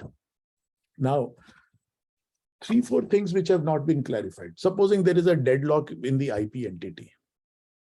Supposing there are 4 directors, 2 are on this side, 2 are on the opposite side, and IP entity is there, no board meetings can happen. There is a deadlock. What happens to an IP? What happens to the assignments? Nothing is clarified. Under the Companies Act, to break a deadlock, you can file an operation and mismanagement case. But then if such case arises, according to me, probably the registration will also be taken away. So the deregistration can happen. So please make sure that in your articles of association, you can break this deadlock otherwise also. Bring in certain provisions to just take care of these things in future. That's very, very important.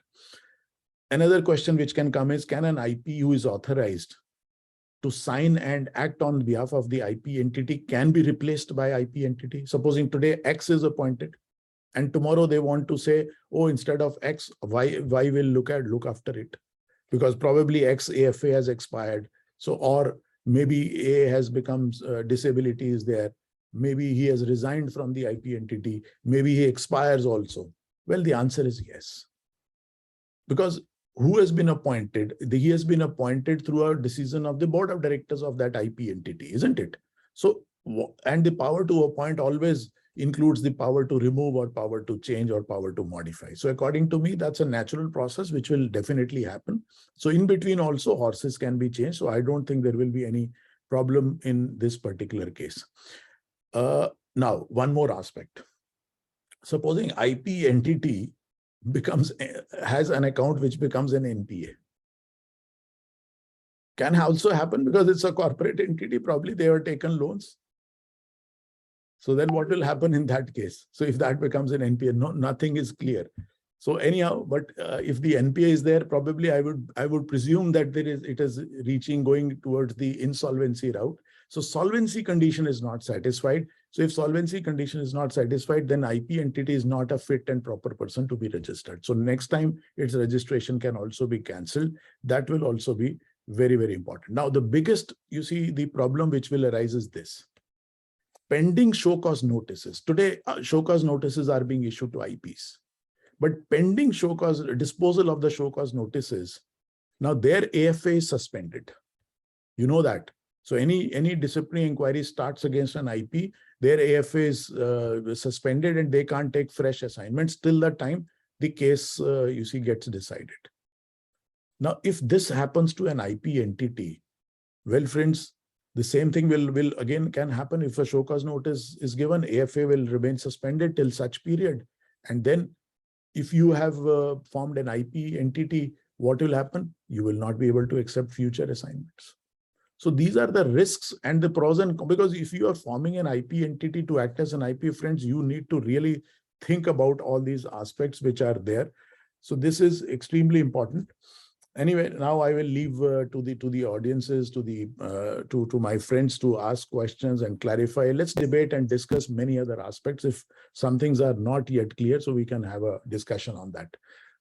So Nitin, can you moderate it, or do you want me to moderate it? Right, as you wish, sir. Yeah, you moderate it. You take up questions one by one. Let them, or they can, if they're put in the chat box, we can take those questions also. Sure, sir. Or so we can go the same way. You can identify, people can raise their hand, you can identify them, and then they can directly put their questions to you. Yeah. Okay. I think we can see the hand of CS Satya Devi Alam. So maybe we can request the person to unmute and ask question. Okay. Okay. Maybe we can go to the next one. Yeah, Parag Singhal is there. Yes, Parag. Go ahead. Hi, Ashish. Yes, Anish ji. Okay, go ahead. You can go ahead first. Yeah.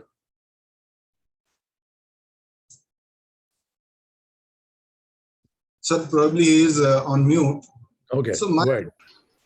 Listening to gentlemen prior to you, and as well as the kind of restrictions which are being imposed, IPE acting as IP, I strongly believe this is a regressive measure which is taken by IBBI. And it is almost impossible to run an entity with people from different background, and how things will be controlled at central level or at board of director level. It is very difficult to comply with the regulations which are in the IBBI. Okay, Parag, you see, well, there can be a debate on this. Even chartered accountant firms with varied backgrounds of other people, now they're also working, like you say, a Big Fours or any other large, the chartered accountant firms or company secretary firms and other, they're also running. So I don't see that of those problems will definitely be there. You have to take a decision, and somebody has to have, see, I'll tell you one thing. In an IP entity, you will have to have one person who will be able to administer the working of IP entity. His job will not be to look after the assignments. His job will be only to look after the people who are IPs. Because you will need that person for coordination. You will need that person as a link, common link between all the IPs. Only then that IP entity can survive, according to me. But anyhow, this IPs are already, there are 93 IPs already registered. So they are running up and running. Whether they are in the control of a single person or not, we don't know. But these things are happening. So of course, it will be a little difficult, but yes, they can run. I will not say that it is regressive in that extent. I will say it is progressive to that extent that yes, now IP entities can also become an IPs. Okay. Okay. Yes, Mr. Ravindra Belur, I think you have also raised hand. Then of course we can go to Mr. Shivnandan Sharma. Ashish Makhija ji, thank you for taking us through in your usual lucid style. Thank you for that. My query is, it so happens there are many new IPs come into the stream, and in an enthusiasm to become IPs, sometimes they end up into getting into contracts as associate partners and all, with very where they lose their independence and all. I have seen the kind of the agreements, and this is mainly because the intention with which the IP is made is lost, in the sense, to me, this is a profession and it is not a business. Profession and business are run very differently. I think that is what I mean. I don't have to explain further. So there are ingenious ways which a few IPEs have come out with what is called associate partner, which essentially, if you see the terms of the contract, I happen to see, they are, in my words, very curt words, it is like making the IPs a bonded slave. I'm just taking an opportunity to share your thoughts and maybe give guidance to the IPs who come into the stream, and actually your organization trains to pass the exams in a very nice way. I am aware of it. So I thought maybe you can share your thoughts and caution for the IP. I'm not sure whether there are such IPs here, but still I thought I should bring this. In my view, it is a menace which should not be there in the long run. I think it would not be there in the long run, but I thought fit to share this specific thought. You may give some caution to the such IPs. That is what I thought I should request you. Okay. I think, Mr. Ravindra, you see, there are few processes which are going on in the market. See, I'll tell you what happens is, because the market for IPE was not developed. So therefore, there were people who were in this particular trade. Now they were trying to rope in the, you see, young or new IPs. I'll not say young, I will say new IPs. Because the new IPs did not have any work, they did not have any infrastructure, they did not have any knowledge how to conduct those processes. Once you do one CIRP or one liquidation, then your confidence goes up like anything. Then probably you don't need any IP entity to do that. Of course, infrastructure question is there. See, the real IPs were not there initially. I agree with you. Real IP entities were not there. They were just, you see, personal entities, I would say, converted into IPs just to give them a pan-India, you see, you can say recognition plus grabbing the assignments through, you see, new IPs also. The caution which I can give to IPs is that your prestige, your reputation is in your hands. If you have to, if you are forced to sign any agreement where your you see, entity, your own, you see, self is breached, or somewhere down the line, your self-esteem is breached, please do not sign such agreements. Now, supposing, now let's take one case. There are 20 partners in an IP. Now, please tell me, if everyone is sharing equally, what will you get? 5%. Now, if you can handle only 10 assignments, what do you get in 5%? Nothing. So therefore, making a large IP entity with, say, 20 partners or 30 partners is not a good idea. Rather, I would suggest all the people is that form an IP entity with a like-minded people, say 2, 3, 4, or 5 maximum people, probably on a regional basis also. Supposing if you have a large presence in, say, south of India, well, be that as it may, you will get a lot of assignments. You will have area where you will be able to control. Now, supposing you have one IP from Mumbai, one from Delhi, one from Chennai, one from Bangalore, all these 5 people will not be able to coordinate. Then it will become region-wise, because the person who is looking after Mumbai will handle Mumbai assignment. The other guys will not be able to handle it unless you centralize, say, claim verification and other things, you see, in that sense. So my idea is to start in a smaller manner, start on a regional basis, start with like-minded people of 2, 3, 4, or 5, because 1 crore net worth, 5 people joining hands, 20 lakhs rupees per person, which is not a very big deal. So at least that will also solve your problem. So form an IP on a regional basis, local basis. And if you have good to connect, say, all over India, well, that's of course depends upon you. Start small and then move forward so that your share in the pie is also larger. That's what my advice is. Don't sign blindly the contracts as an associate partner where you get only 1% or 2% or 5%. That's not going to serve you in a long run. You are going to leave that. We have seen that a lot of mobilities happened in such circumstances. I think good point, sir. This is a good idea. I can share this only with the IPs. Thank you. Thank you very much. Thank you. Yeah, great. Okay. Yes, anyone? I think I can see Mr. Sharma, who has raised his hand. My video is not working. I think they are not permitting me to come on video. I have actually few points to make. Point number 1, like you said about the relationship. So what we do is that we strictly go by the circular number 5 of January 2018. And we request the IPEs with whom I have any relationship, that they give a relationship disclosure that they do not have any conflict with that particular place. We are either doing acceptance or I am appointed without acceptance in few cases by the honorable tribunal. So we take a consent and a declaration provided in Circular 5 of January 2018. Is it not the right practice? Because you know that IPE should not have any commercial relationship. ABCD is specified. I'm just wanting to say what we do and is it right. Point number 2 I want to make is that we have not been chartered accountants in practice, and we have run enterprises of 10,000 crores odd and bigger corporate groups where we had 30, 40,000 workers, employees and others. So there should be examples where professionals who have delivered and excelled in industry should be given large assignments.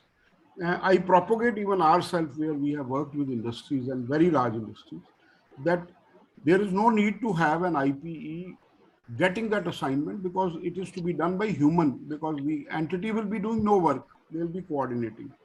Next point which I want to make is that an IPE must have a strict code of conduct, regulations, internal reporting and MIS, and should not tolerate any misconduct by any of their partners, and they must have a strict system, because the regulator gets reports, and if moment you cut corners and go that way, so form an IPE where there should be one person or a system where the code of conduct, monthly MIS and conducts are strongly monitored.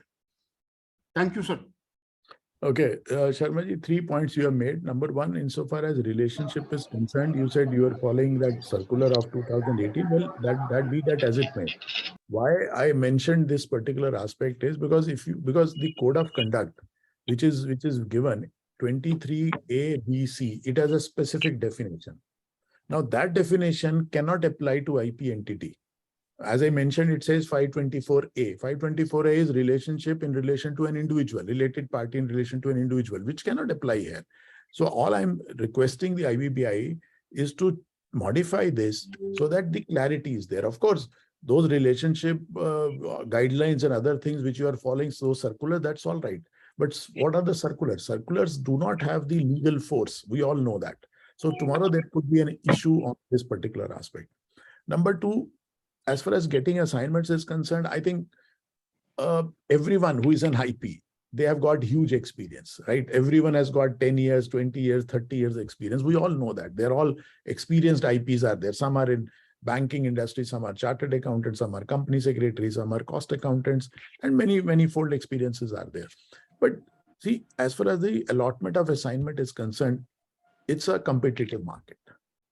We all know that empanelments by the banks, and you have to have a good liaison with the banks also. It's very important, isn't it? Networking, what we call it is.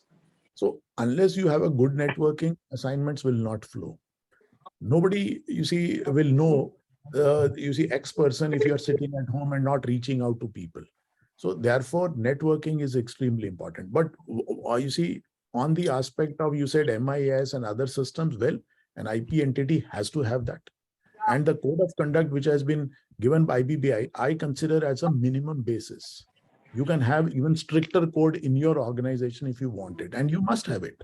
That's very important. If you do not handle the things in a, you see, in a code with the code of ethics, then in an ethical manner, then there is going to be a problem in future. Definitely, there is going to be a problem. But what I am seeing is, friends, my worry is, as I mentioned in my beginning, in the beginning itself, my worry is we are going to corporatize it.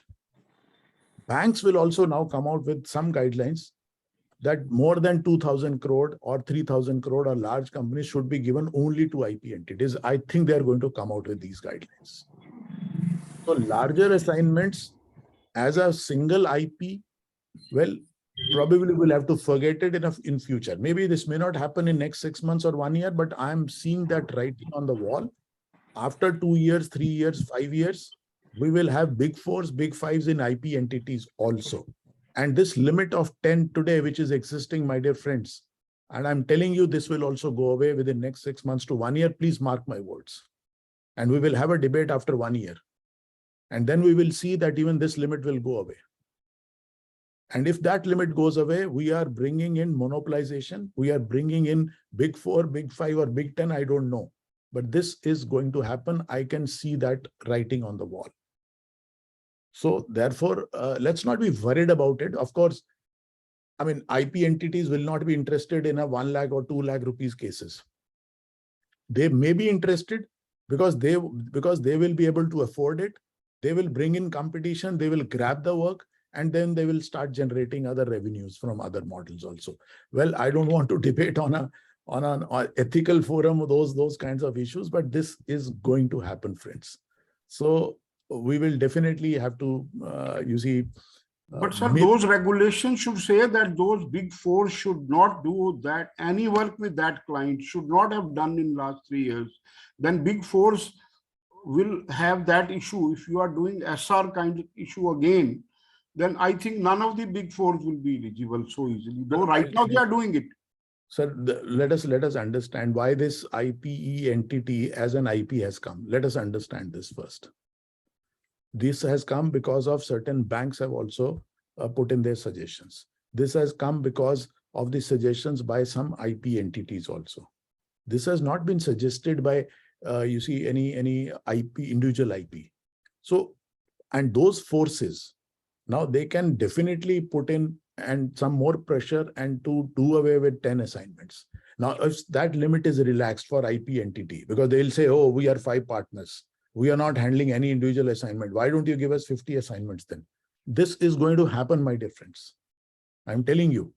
So if this happens, then probably the future for the IPs may be little on a dwindling side, but I don't see this happening in next 1 or 2 years. So, but for that, you'll have to need to plan in that particular manner. So this is going to happen.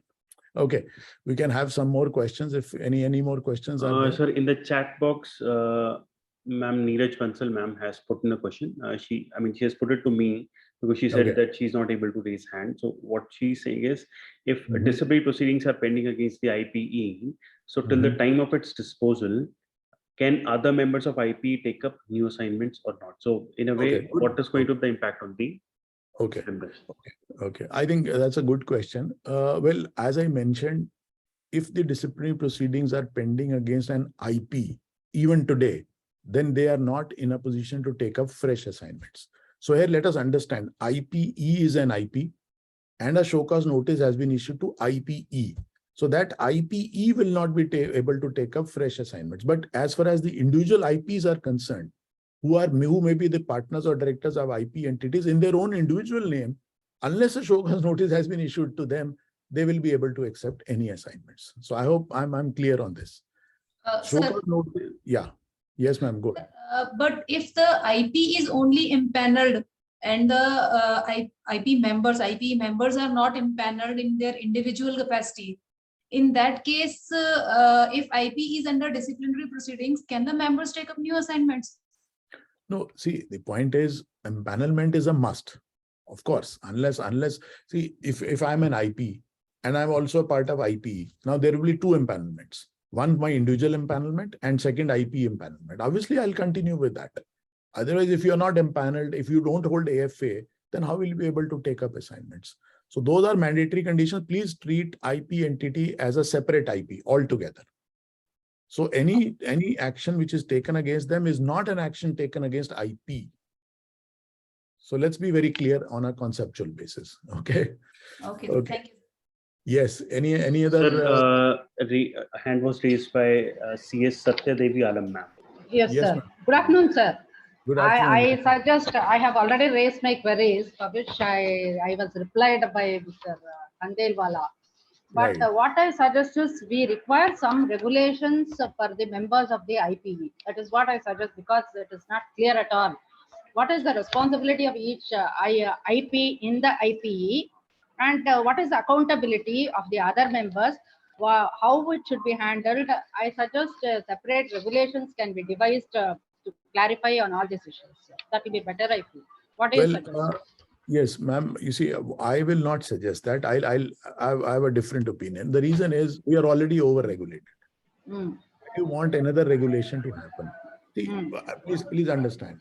If 4 people come together and form an IPE, let me decide in my articles of association what is my accountability to each other. Of course, the overall concept of the code of conduct, which is already there, will apply.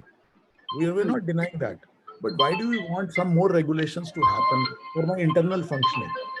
Now, if you want those kind of things, then I will say that it will be, you see, a case of over regulated then. So I don't want any more government interference in my own private affairs.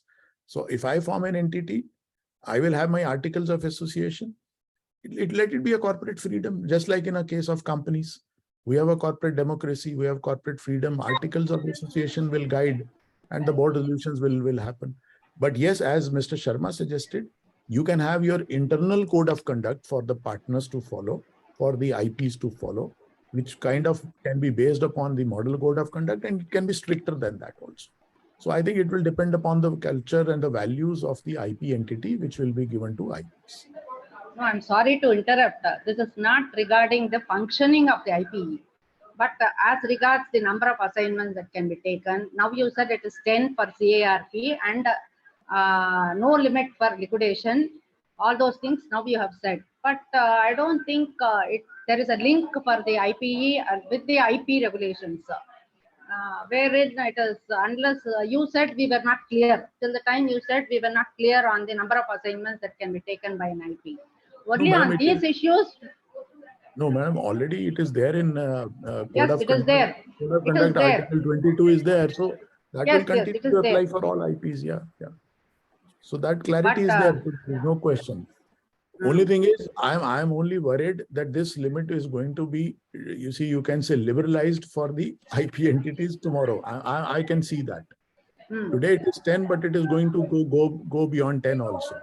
And probably they will remove that internal limit of 3 assignments. Because see, please understand, supposing I form an IP entity with 1 crore of capital. Now, if you restrict only to 3 large assignments, then how am I going to earn? Because I have to feed 5 mouths now today. So therefore, tomorrow the pressure will be that please relax this. So either if you want to keep 10, but don't restrict 3 assignments only up to 1,000, more than 1,000 crore. So all large assignments, banks will also going to come out with some guidelines. Large assignments, my dear friends, my worry is they are going to go only to IP entities in future. This is something which we can think of right now. Is there any definition for large assignments as on to? I mean, on these technical issues only. No, I want the individual IPs to be safeguarded. By bringing in? Go to explanation, which is given under clause number 22. I am taking large assignments on that basis. They are saying 3 assignments can be taken where the admitted claims exceed more than 1,000 crore of rupees. I am treating those because IBBI is considering them as large assignments. That is why they are restricting only 3. So I am also treating them as a large assignments. Okay. Okay. Yes. Anyone else, Mr. I think I can see of Ranjan Chakravarti. Yes, sir. Yeah. Actually, it's true that IBC code is daily evolving, and I can recollect one circular of 2018 in which IBBI is devouring banks to impanel IPEs. So there was daily evolving. So now IPs will be preferred by banks for empanelment. Obviously against the individual IPs. So and another thing, this one that would certainly cause problems, and everyone would go to be a member of an IPE. Because that would be a good thing, and in that case they would have IPs would be the member and would have to shell out 2 lakh for their registration as an IP. This is a separate question. Another question that I am asking is that, another question that I am asking is that that is in case of fee sharing, is it being adhered to by IP and IPEs? can IP share fees with the IPE, and is it being adhered to in present scenario? Because I've seen that many IPs are sharing their fees with IPEs, and another thing, if that is a IP is a related party to IP, obviously if he would be the partner of that LLP, if the IP would be the would be an LLP, so how can they share the fee? Would it need any disclosure that payment of payment to related party is being done like this? Okay. See, I'll answer your last question first. You see, insofar as sharing of fees is concerned, let's take a situation. Let's take the practical situation. What was happening prior to the amendment on 13 September? Earlier, it was not barred. So what people were doing, like as an IP, you were getting a fees of say 2 lakh rupees per month. And then an IP entity was appointed where you were getting say 4 lakhs, 5 lakhs or 6 lakhs in IP entity. And then IP used to say, okay, out of that 6 lakhs, pay me 2 lakh rupees. So either IP is sharing the fee with the IP or IP also sharing its fees with the IP entity. Well, this was a practical situation which was happening, right? Now, the question is, there is a regulation 26A which has been brought in with effect from 13 September. It says an insolvency professional, underline the word insolvency professional, shall not accept or shall not share any fees or charges from any IP, any professional or service provider. Service provider, of course, could be support service provider, which could be IP entity, which is appointed under the process. So today, what the thing has to happen after 13 September, that if you are appointed as an IP, so your fees is 2 lakh rupees, you will get only that much. If IP entity is appointed and they're getting 4 lakhs, they will get 4 lakhs. Nothing, no official contract. I mean, I'm saying no contract will be there that, look, IP entity will share fees with the IP. That is prohibited. It is against the code of conduct now. Now, there is one more question. Let me extend this because I think there was a doubt. Supposing I am a partner or I am a director in IP entity, and that IP entity is also acting as an IP. Now they are getting the fees. Obviously, as an IP, they will get the entire fees. And one more thing I must clarify. Today, particularly the code of conduct and others, even IP entity who is acting as an IP can also appoint another IP entity for support services. Can you believe this? Let me repeat. Today, an IP, individual IP can appoint an IP entity for support services. So if IP entity now becomes an IP, same provision applies. So even an IP entity can also appoint another IP entity for support services. That is also permitted even today. Of course, sharing of the fees will not be permitted, but that is also permitted. So today, what was happening? So that situation is now changed. Now, supposing I'm a partner in IP entity, and IP entity gets the fees, and then as a partner, I get my share. Obviously, at the end of the year, I'll get my share. So can we say that it is a sharing of the fees? The answer is no. This is not a sharing of the fees, friends. It's a sharing of the profit later on, because I'm a partner. I'm a director. Supposing I'm a director in IP entity, I'm getting say monthly remuneration of 1 lakh or 2 lakh rupees per month. Now that's not, and obviously the fees is coming to IP entity, and out of those funds, they are paying me this remuneration, but that is not sharing of the fees. Sharing of fees is something different. This will not partake the character of sharing of fees according to me. So this is what I wanted to mention that. I hope that answers your question. Okay. Yes, I think I can see Mr. Vikram Kumar also. Yes, sir. Good afternoon. Good afternoon. So I wanted to understand, the quarterly payment of fee by the IP to IBBI. Right. Can you just explain, what are the provisions with respect to the quarterly payment? Okay. See, they have actually introduced regulation 31A in the CIRP regulations, right? It is not part of the you see in these regulations. So they say now regulatory fee is to be paid. Now, what kind of regulatory fee? Number one, 0.25% of realizable value, where realizable value is more than the liquidation value. So if you'll have to calculate the realizable value, and realizable value has been defined that what is the outflow or outgo to the creditors. It is not resolution plan value. It is only realizable value, which is the payment which is being made to the creditors. Now, if the realizable value is more than the liquidation value, only then this provision is to be will come into picture. So now you have to pay 0.25% of realizable value. So it is not excess of realizable value over liquidation value. You will have to pay 0.25% of the entire realizable value if realizable value is more than the liquidation value. And this is applicable for plans approved on or after 1st October 2022. So this is one of the provisions which is there. Second, 1% of the cost. Now that Sir, but this amount has to be paid by the resolution applicant, right? Well, you see, nothing has been clarified that it is to be paid by the resolution applicant, but at the end of the day, yes, it is treated as a CIRP cost. So naturally, this amount has to be paid by the resolution applicant only. Who else we can pay? Correct. So obviously, it has to be paid by the COC or resolution applicant. No, not COC. It is, see, the point is, it is payable. Let's understand first. Now, if resolution applicant says, I am bringing only 50 crore rupees, you decide how you want to distribute. So you pay 0.25 and then you distribute the balance. It is up to you. Or COC can also negotiate and say, no, this is an extra charge. You will have to pay 0.25% over and above this. Sir, and most of the cases where the plan is already submitted before the A and it is lying before A. Now resolution applicant will say, no, I am not supposed to pay. You have realized the money, you pay. Correct. So now that question will arise. Correct. Then obviously in that case, because this is a regulatory fee which is to be mandatorily paid, so obviously it will go out of the pocket of the and the less money will go to the COC. But it is hardly 0.25%. So I don't think it is a material. No, but so there is one more point here, sir. One more point here. Now, it doesn't talk about the NPV value.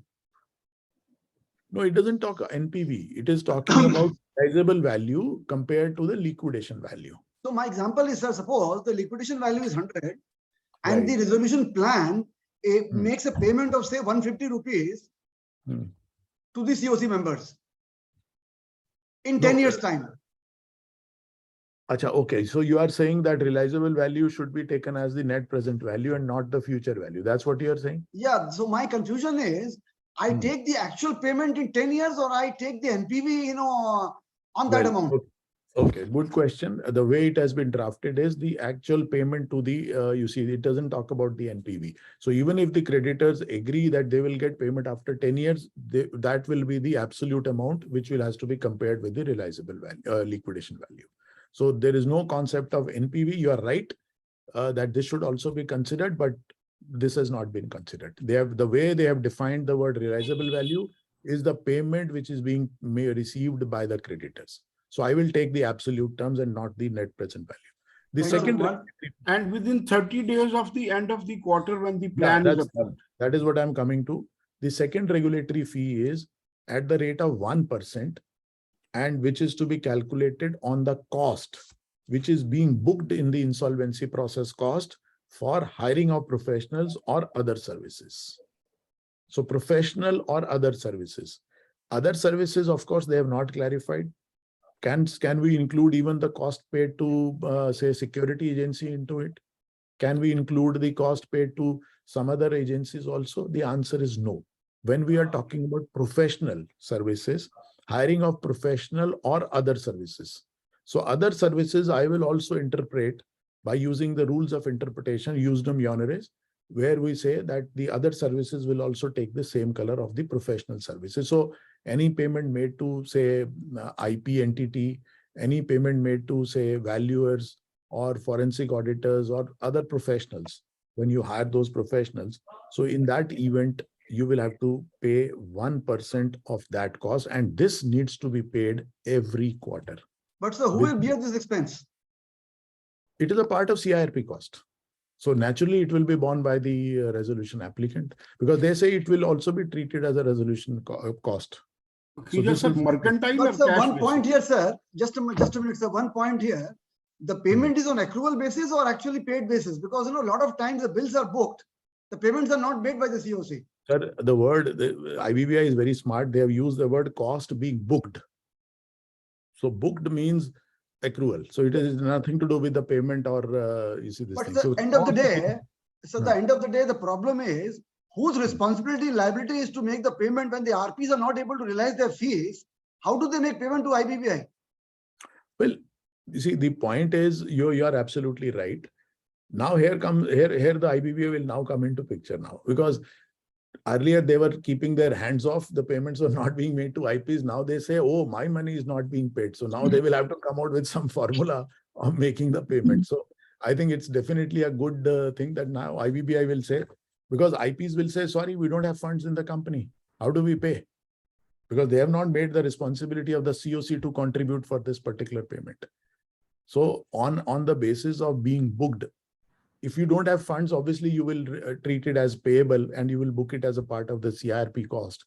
And as and when the money comes, then of course the payment will be made. But yes, So even the fees of the RP will be included here?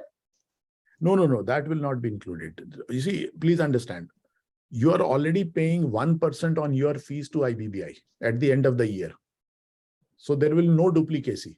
Okay. Here, what they are saying is if you are paying to other professionals, now you pay 1% on that also. So that 1% earlier was on your income. Now this is on expense. Okay. Sir, on the resolution plan amount, sir, if they say 100 crore plan is approved and 50 crore is paid upfront and balance 50 crore is to be paid with the interest over a period of 5 years. So whether interest also to be considered as a part of resolution amount? See, the only aspect is the realizable value. See, what if they are saying what is being paid to the creditors. Yes. Now, being paid to the creditors is including the interest, right? Yes. So then, of course, even that interest will also form part of that 0.25%. But that is for 5 years and for the balance amount. Sir, just to answer that, Mr. Vikram Kumar also raised, supposing there is no interest, should we take net present value? The answer is no. We have to take absolute value. So absolute value, if you are paying interest over and above the other things also, so that also will be included in that. So we can't have two different views also. No? So Yes, Ashish sir, small issue, sir. Ashish sir. Sir, Yes, sir. If the plan is for 5 years, if the plan implementation fails after 1 year, means now we have to pay within 3 months, we have to pay this money to IBBI. And after 1 year, if the plan gets failed, then whether we can ask the refund of that money? Ajay, I think you have raised very pertinent question. They are very interesting questions. In fact, IBBI has not even thought about it, because we are seeing a lot of plans being failed, right? So this money is to be paid to IBBI, say, you see, within certain period. Now, having paid that money, which is 1%, supposing tomorrow the plan fails, will the IBBI refund? The answer is no. The answer is no. Why? The reason is very simple. Because the amount is to be paid on an event. An event was approval of the resolution plan by the adjudicating authority. Once that is done, the amount becomes due. Whether the plan fails tomorrow, IBBI is not concerned about it. Sir, to add to it, this amount will be paid by the RA. So ultimately, if RA fails to make subsequent payments, this amount RA has to deposit. Ultimately, this is CIRP cost, which will be paid in advance and it will go to IBBI. So I don't think there is any question of repayment of this amount. Because ultimately, RA has paid this amount. Yeah. See, RA has paid, in any case, it's a part of the CIRP cost, so it has to be paid upfront. Yes. So once it's paid upfront, there's no question of any refund, even if the plan fails. And so especially when RA himself is in breach, so he cannot ask for refund. Well, friends, I think all of us are aware. We also suggested that rather than, you see, charging 1% from IPs, then 1% on the cost and so many regulatory fees, it is better if you charge, say, 0.5% on the resolution plan amount. See, today, if any RA who is submitting a plan of, say, 50 crores or 100 crore, will he shy of paying 1% on that? See, it will not. What is 1% of, say, 100 crores? So it is 1 crore. So if he can bring in 100 crore, he can bring in 101 crore also. So charge that from RA and take your money and you will be flush with funds. IBBI will have so many funds that they will have to put it in the fixed deposits later on. See, today the problem is they are going on 0.25% increase to 1%. Fees also increased from 10,000 to 20,000. So this is not going to bring in more coffers. Charge to the RA, make it as a part of the plan. Well, why they are not doing it? Because you see, I can see these regulatory fees which they are brought in through Regulation 31A. I see that somebody is going to file a writ petition also on this. Because what is the authority of the IBBI to charge this kind of a fees? This has not been passed by the Parliament. See, at the end of the day, through regulations, you can't bring in these kind of things. I know that when 1% was brought in on IPs, there was a writ petition filed in Madras High Court, but that was dismissed. But I can see that, look, this may also get challenged. But I hope somebody, you see, with a strong bent of mind challenges it, not some random person with random arguments and then get dismissed the writ petition. I don't want that. Some thought process should go behind it, file it and challenge these. Because how can IBBI charge without the Parliament approving it? This is not a finance bill. According to ICSI take up this matter, with IBBI? Well, I don't know. They will not be able to take it up, sir. They are also service providers. It is for the RAs or individual IPs to take up. Makhija, for the benefit of all of my friends here, yeah. Suppose a plan is approved on 10th December, and the fee payable is 100. So it is 100 plus GST to be paid when and how. Also, the quarterly cost will be payable by 30th of each quarter, end of each quarter. Can you just demonstrate for benefit of all of us? See, you see, if you look at the regulations, I'll just read, you see the regulations for you. Now it says that pay to the board a fee which is specified in 31A2. 31A2 talks about the 1% on the cost, right? On the payment to the other professionals, which is a part of the CIRP cost. Mercantile basis. So on a mercantile basis, it says it should be paid within 30 days after end of each quarter. Supposing you are conducting CIRP, so you paid, say, from October to December quarter, you paid, say, 20 lakhs to professionals. Calculate 1% of 20 lakhs, pay it within 30 days. That means by 30th January, you will have to pay it. Along with GST or just plain amount? Well, GST, whether applicable or not, you will have to go to the GST laws. So if it is treated as a service or something else, those we will have to charge it. I'm not a GST expert on that. Now, otherwise, insofar as the other thing is concerned, 1% which is to be paid, now they have not mentioned the timeline. So I will say that has to be paid, you see, up to 30th April of that particular year. So that is under 31A sub-regulation 1, they have not specified that time. But I can see that it has to be paid either immediately or by 30th April, just like other fees are to be, but IBBI has not clarified it. For the safety of all RPs, the month in which the plan is approved, and you should deposit in the next month itself, subject to that depends upon, Sharmaji, that also depends upon, you see, when the RA is going to pay for the CIRP cost. Because generally what they say is, when there are no appeals pending, the effective date is that. And after the effective date, then they, you see, bear the cost of CIRP and then start paying the dissenting operational creditors and other people, because they are to be paid in priority. So it will depend upon the plan.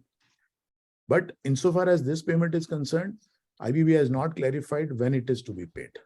Sir, one more point, sir, regarding this regulatory fee for the quarterly payment. The CIRP, which is already, in process going on for last 2 years, will it apply to these cases or some new CIRP starting from 1st October? Sir, these provisions have come into effect from 1st October only. So I will not say that it is applicable only to CIRPs commencing on or after 1st October. Even this applies to current CIRPs also. So you will have to pay from 1st October to, say, December quarter, you will have to pay by 30th January, even for the existing CIRPs. Okay. Sir, for liquidation matter, there is no regulatory fee for the professional appointed under the liquidation case. Correct. Suppose I have appointed a lawyer or a valuer for a liquidation, then there is no regulatory fee. I appointed for CRP, then there is a regulatory fee. Correct. Though So the person is same, only the. Therefore, there is a dichotomy. I agree with you, sir. Sir, this is not applicable for liquidation processes. This is applicable only for CRP processes. This is only applicable for CRP because it talks about the resolution plans. So resolution plans compared realizable value compared with liquidation value, because they say that you may get more money than liquidation value.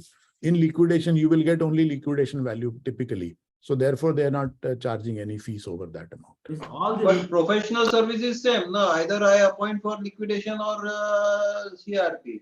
It doesn't matter. For that also, just let us read that. No, it says in insolvency process cost. So it doesn't talk about liquidations. So this 1% on professional services by others is only applicable for CIRPs, not applicable for liquidation. Ashish sir, small clarification, sir. Sir, if a professional is appointed, say 3 months or 6 months back, and that person is continuing even now, means for this period also we have to pay now?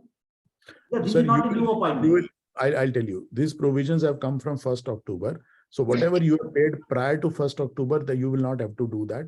Whatever you are booking from 1st October onwards, 2022, you will have to pay 1% on that. In fact, the words which are used are interim resolution professional or resolution professional. They have not used the word liquidator.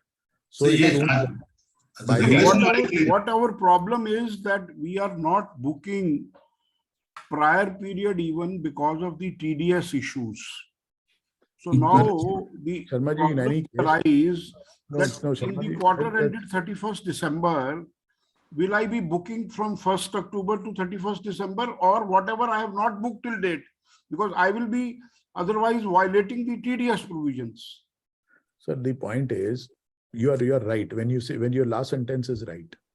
When you are dealing with a corporate world books are maintained on accrual basis. So there's no question of not booking.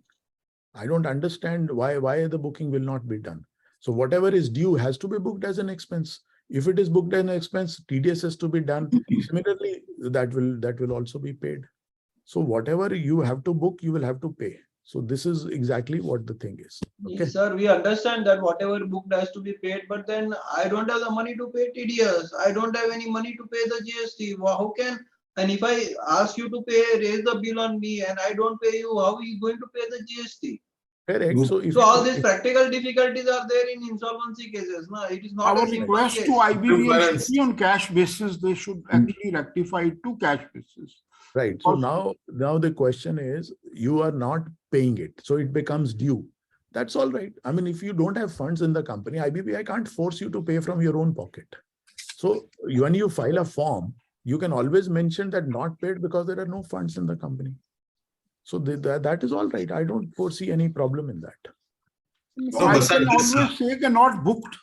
So I actually otherwise will get reverse GST and TDS violations. Well, Sharma ji, I think we have already debated it too long. Of course, it has to be done on accrual basis. Let's leave it as it is. Okay. Yes, Sir, I think as such, it will be increase the additional workload for the all RPs. To keeping track of it, when booked, when not booked, when paid, when not paid, what is included, not included. All this becomes a lot of clerical work for the all RPs. Yes, Praveen ji, I agree with you. It definitely increases the workload. It also, we are already over-regulated. I'm always saying this. These are my words. We are over-regulated and some more regulations and more changes are coming, which are increasing our responsibilities, compliances. And if we don't comply, then a show cause notice is definitely going to come. Supposing you don't pay. Now, let's take an example. You don't have funds, you don't pay. Now, IBBI does not know that. They will issue you a show cause notice why you have not paid. Now, then they will ask for, okay, give us the bank statements. Yes. What money you have paid to other professionals and why you have not paid us. So I think these are the questions which are going to come up. This is going to be very serious issues on a larger, broader footing. IBBI should come up with some guideline, some guidelines sort of that, or some relaxation. Sir इतना guideline मत मांगो sir, जितना Yeah, guideline some मांगो relaxation, na, कि some उतना over guideline or regulate हो जाओगे. नहीं over One नहीं, some के relaxation, or I should not use the word Yeah. guideline but relaxation. All right. No, There sir. are Then, other one problems related points also. are here. IBBI has charged 0.25% we have paid, and now the banks are renegotiating the fees, and they pay you less than 25% is gone. right. See, added to that, One related point here. Yeah, Sir, one point. Just a minute. I think Ramakrishna, just 1 minute. One related point, sir, to the same point which we're discussing. There is a reference to, subclause CB of sub-regulation 2 Oi. of regulation 7 of the insolvency professional regulations. In fact, I am also adding the same 81A2. point. So See, the payment of 1% is made as a condition for renewal of certificate, annual renewal certificate. Yes, that is a problem. That is a problem. That is a problem. So it is the liability of the IP to pay. See, this is Obligation of definitely IP to pay, not liability. Obligation of IP to pay. No. See. Let us look at the regulations. All I'm saying is that definitely it is one of the preconditions. This is also one I mentioned in some other seminar also, that it has been made as a precondition for your registration also. So Yes. whatever charges which you have to pay, say 1% on your turnover, 1% on your fees. So that has been made as a precondition. And in fact, even CB also, which is there, has been also been made a responsibility, which is going to be a serious issue. Probably nobody thought about it.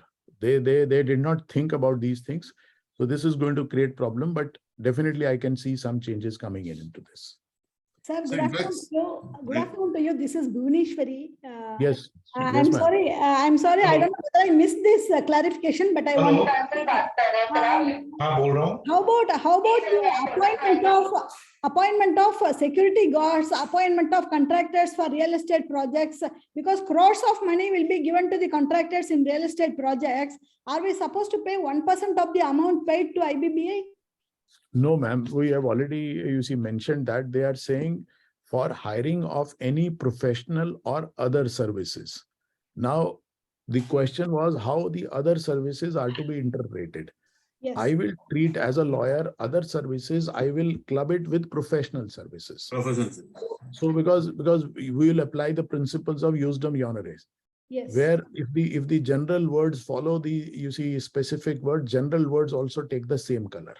So here I will treat other services equivalent to professional services. So not the security guards. Security guards are not, kind of professional services, so to say. Yes. So those have to be kept out, those contractual and other vendor payments, but only professional services like valuers or accountants or say forensic auditors or whatever those professional services which we hire. In fact, I'll tell you, Bhuvaneshwari ji, you guys are more expert than me.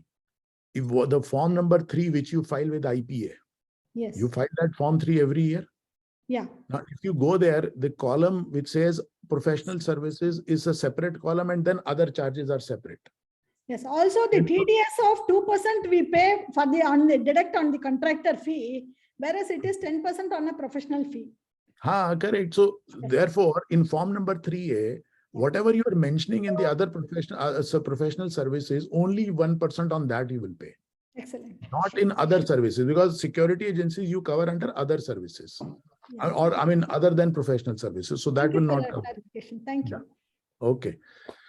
Okay. So friends, if there are no more questions, because I think we have extended too far, Nitin, I think it has gone up beyond time limit also 2.5 hours. So there are no one thing. Yeah. Sir, one thing. 2.5 hours. One it is 4 o'clock in the morning for you. Sharma, one off the road question. Actually, for last 7 days I could not update myself. That is, what would be the impact of that off the road question? I'm saying, because all questions have now finished. That is, what would be the impact of the Gujarat BAT case in resolution plans coming and all these? Just in 2-3 sentences, please, sir. No. What is your question, sir? That Gujarat BAT matter, that Gujarat BAT pending Rainbow, dues will supersede IBC. Rainbow. Yes, sir. Okay. I think, sir, we have already debated on Rainbow for too long, but I'll just give in 2 sentences. Number one, friends, Rainbow judgment of Supreme Court was given under the facts and circumstances of that case. So it is not going to impact in a major way to the resolution plans which are pending. Because under the GVAT Act, Section 48 says that any amount due under GVAT, including the tax, interest, or penalty, shall have the first charge over the property of the company.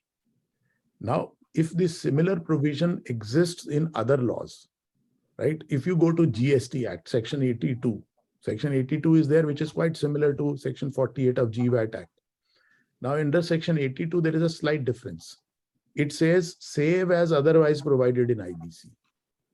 So it is excluding IBC. So therefore, IBC overrides in particularly in respect of GST. Similarly, if you go to Section 148A of Customs Act, or you go to Section 11E of Excise Act.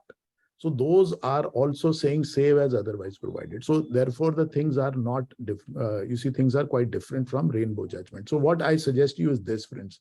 In fact, I've written an article also, and I think it's going to be published very soon, where I give you complete guidance. But what I can ask you to do is this. You just make a tabular statement. You say, what is the text which is mentioned in that Rainbow judgment? Para 26, 31, 51, 40, 50, 51, 52, 53. These are some important texts which are there. Now, in what context it was given? Because the text and context must match. Now, whether that context applies to your case or not, only that you'll have to distinguish. So I would say that 99% of the plans which are still pending are distinguishable from Rainbow judgment. So Rainbow judgment, friends, don't worry about it. It is only under the given facts. It is not going to impact the pending resolution plans according to me. Okay. So I will leave it at that. So over to you, Nitin, for your closing remarks.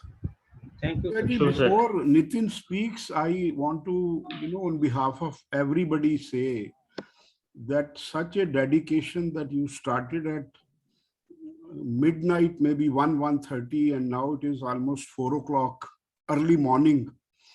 So such a great support, guidance to us. Hats off. And we seek immense blessings from God for you and your family. Thank you, and sir. Another thing, if I can add, sir is not even in India. And despite that, when I requested, sir, I didn't know as to how comfortable it is going to be, sir, because sir is there for a particular task.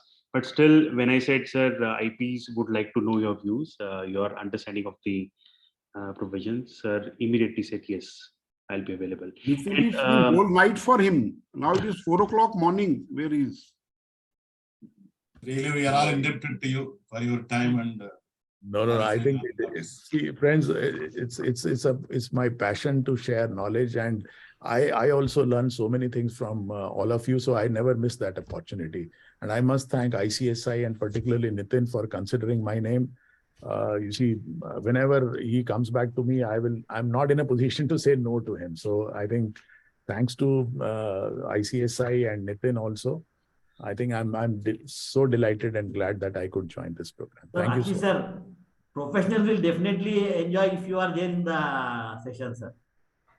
No, that's my pleasure, sir. In fact, I gain so much because of a lot of questions which you guys ask. Obviously, that needs, you see, application of mind to answer it. So I definitely learn from each one of you. So I always say I'm a student of IBC. Okay, over to you, Nitin.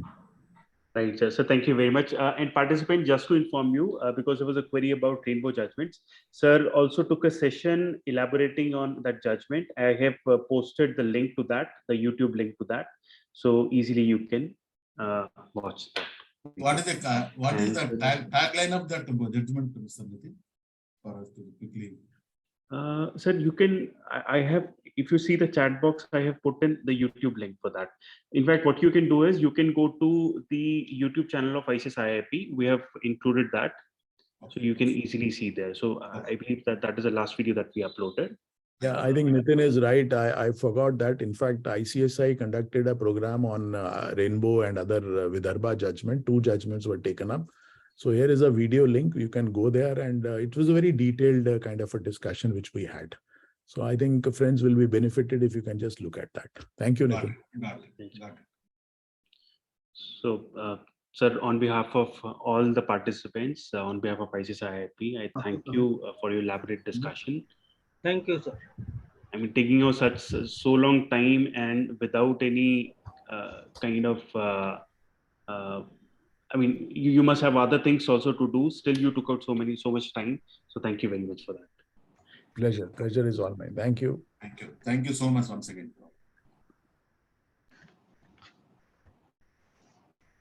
Thank you. So participants, I think we can close it now. And thank you very much for your participation.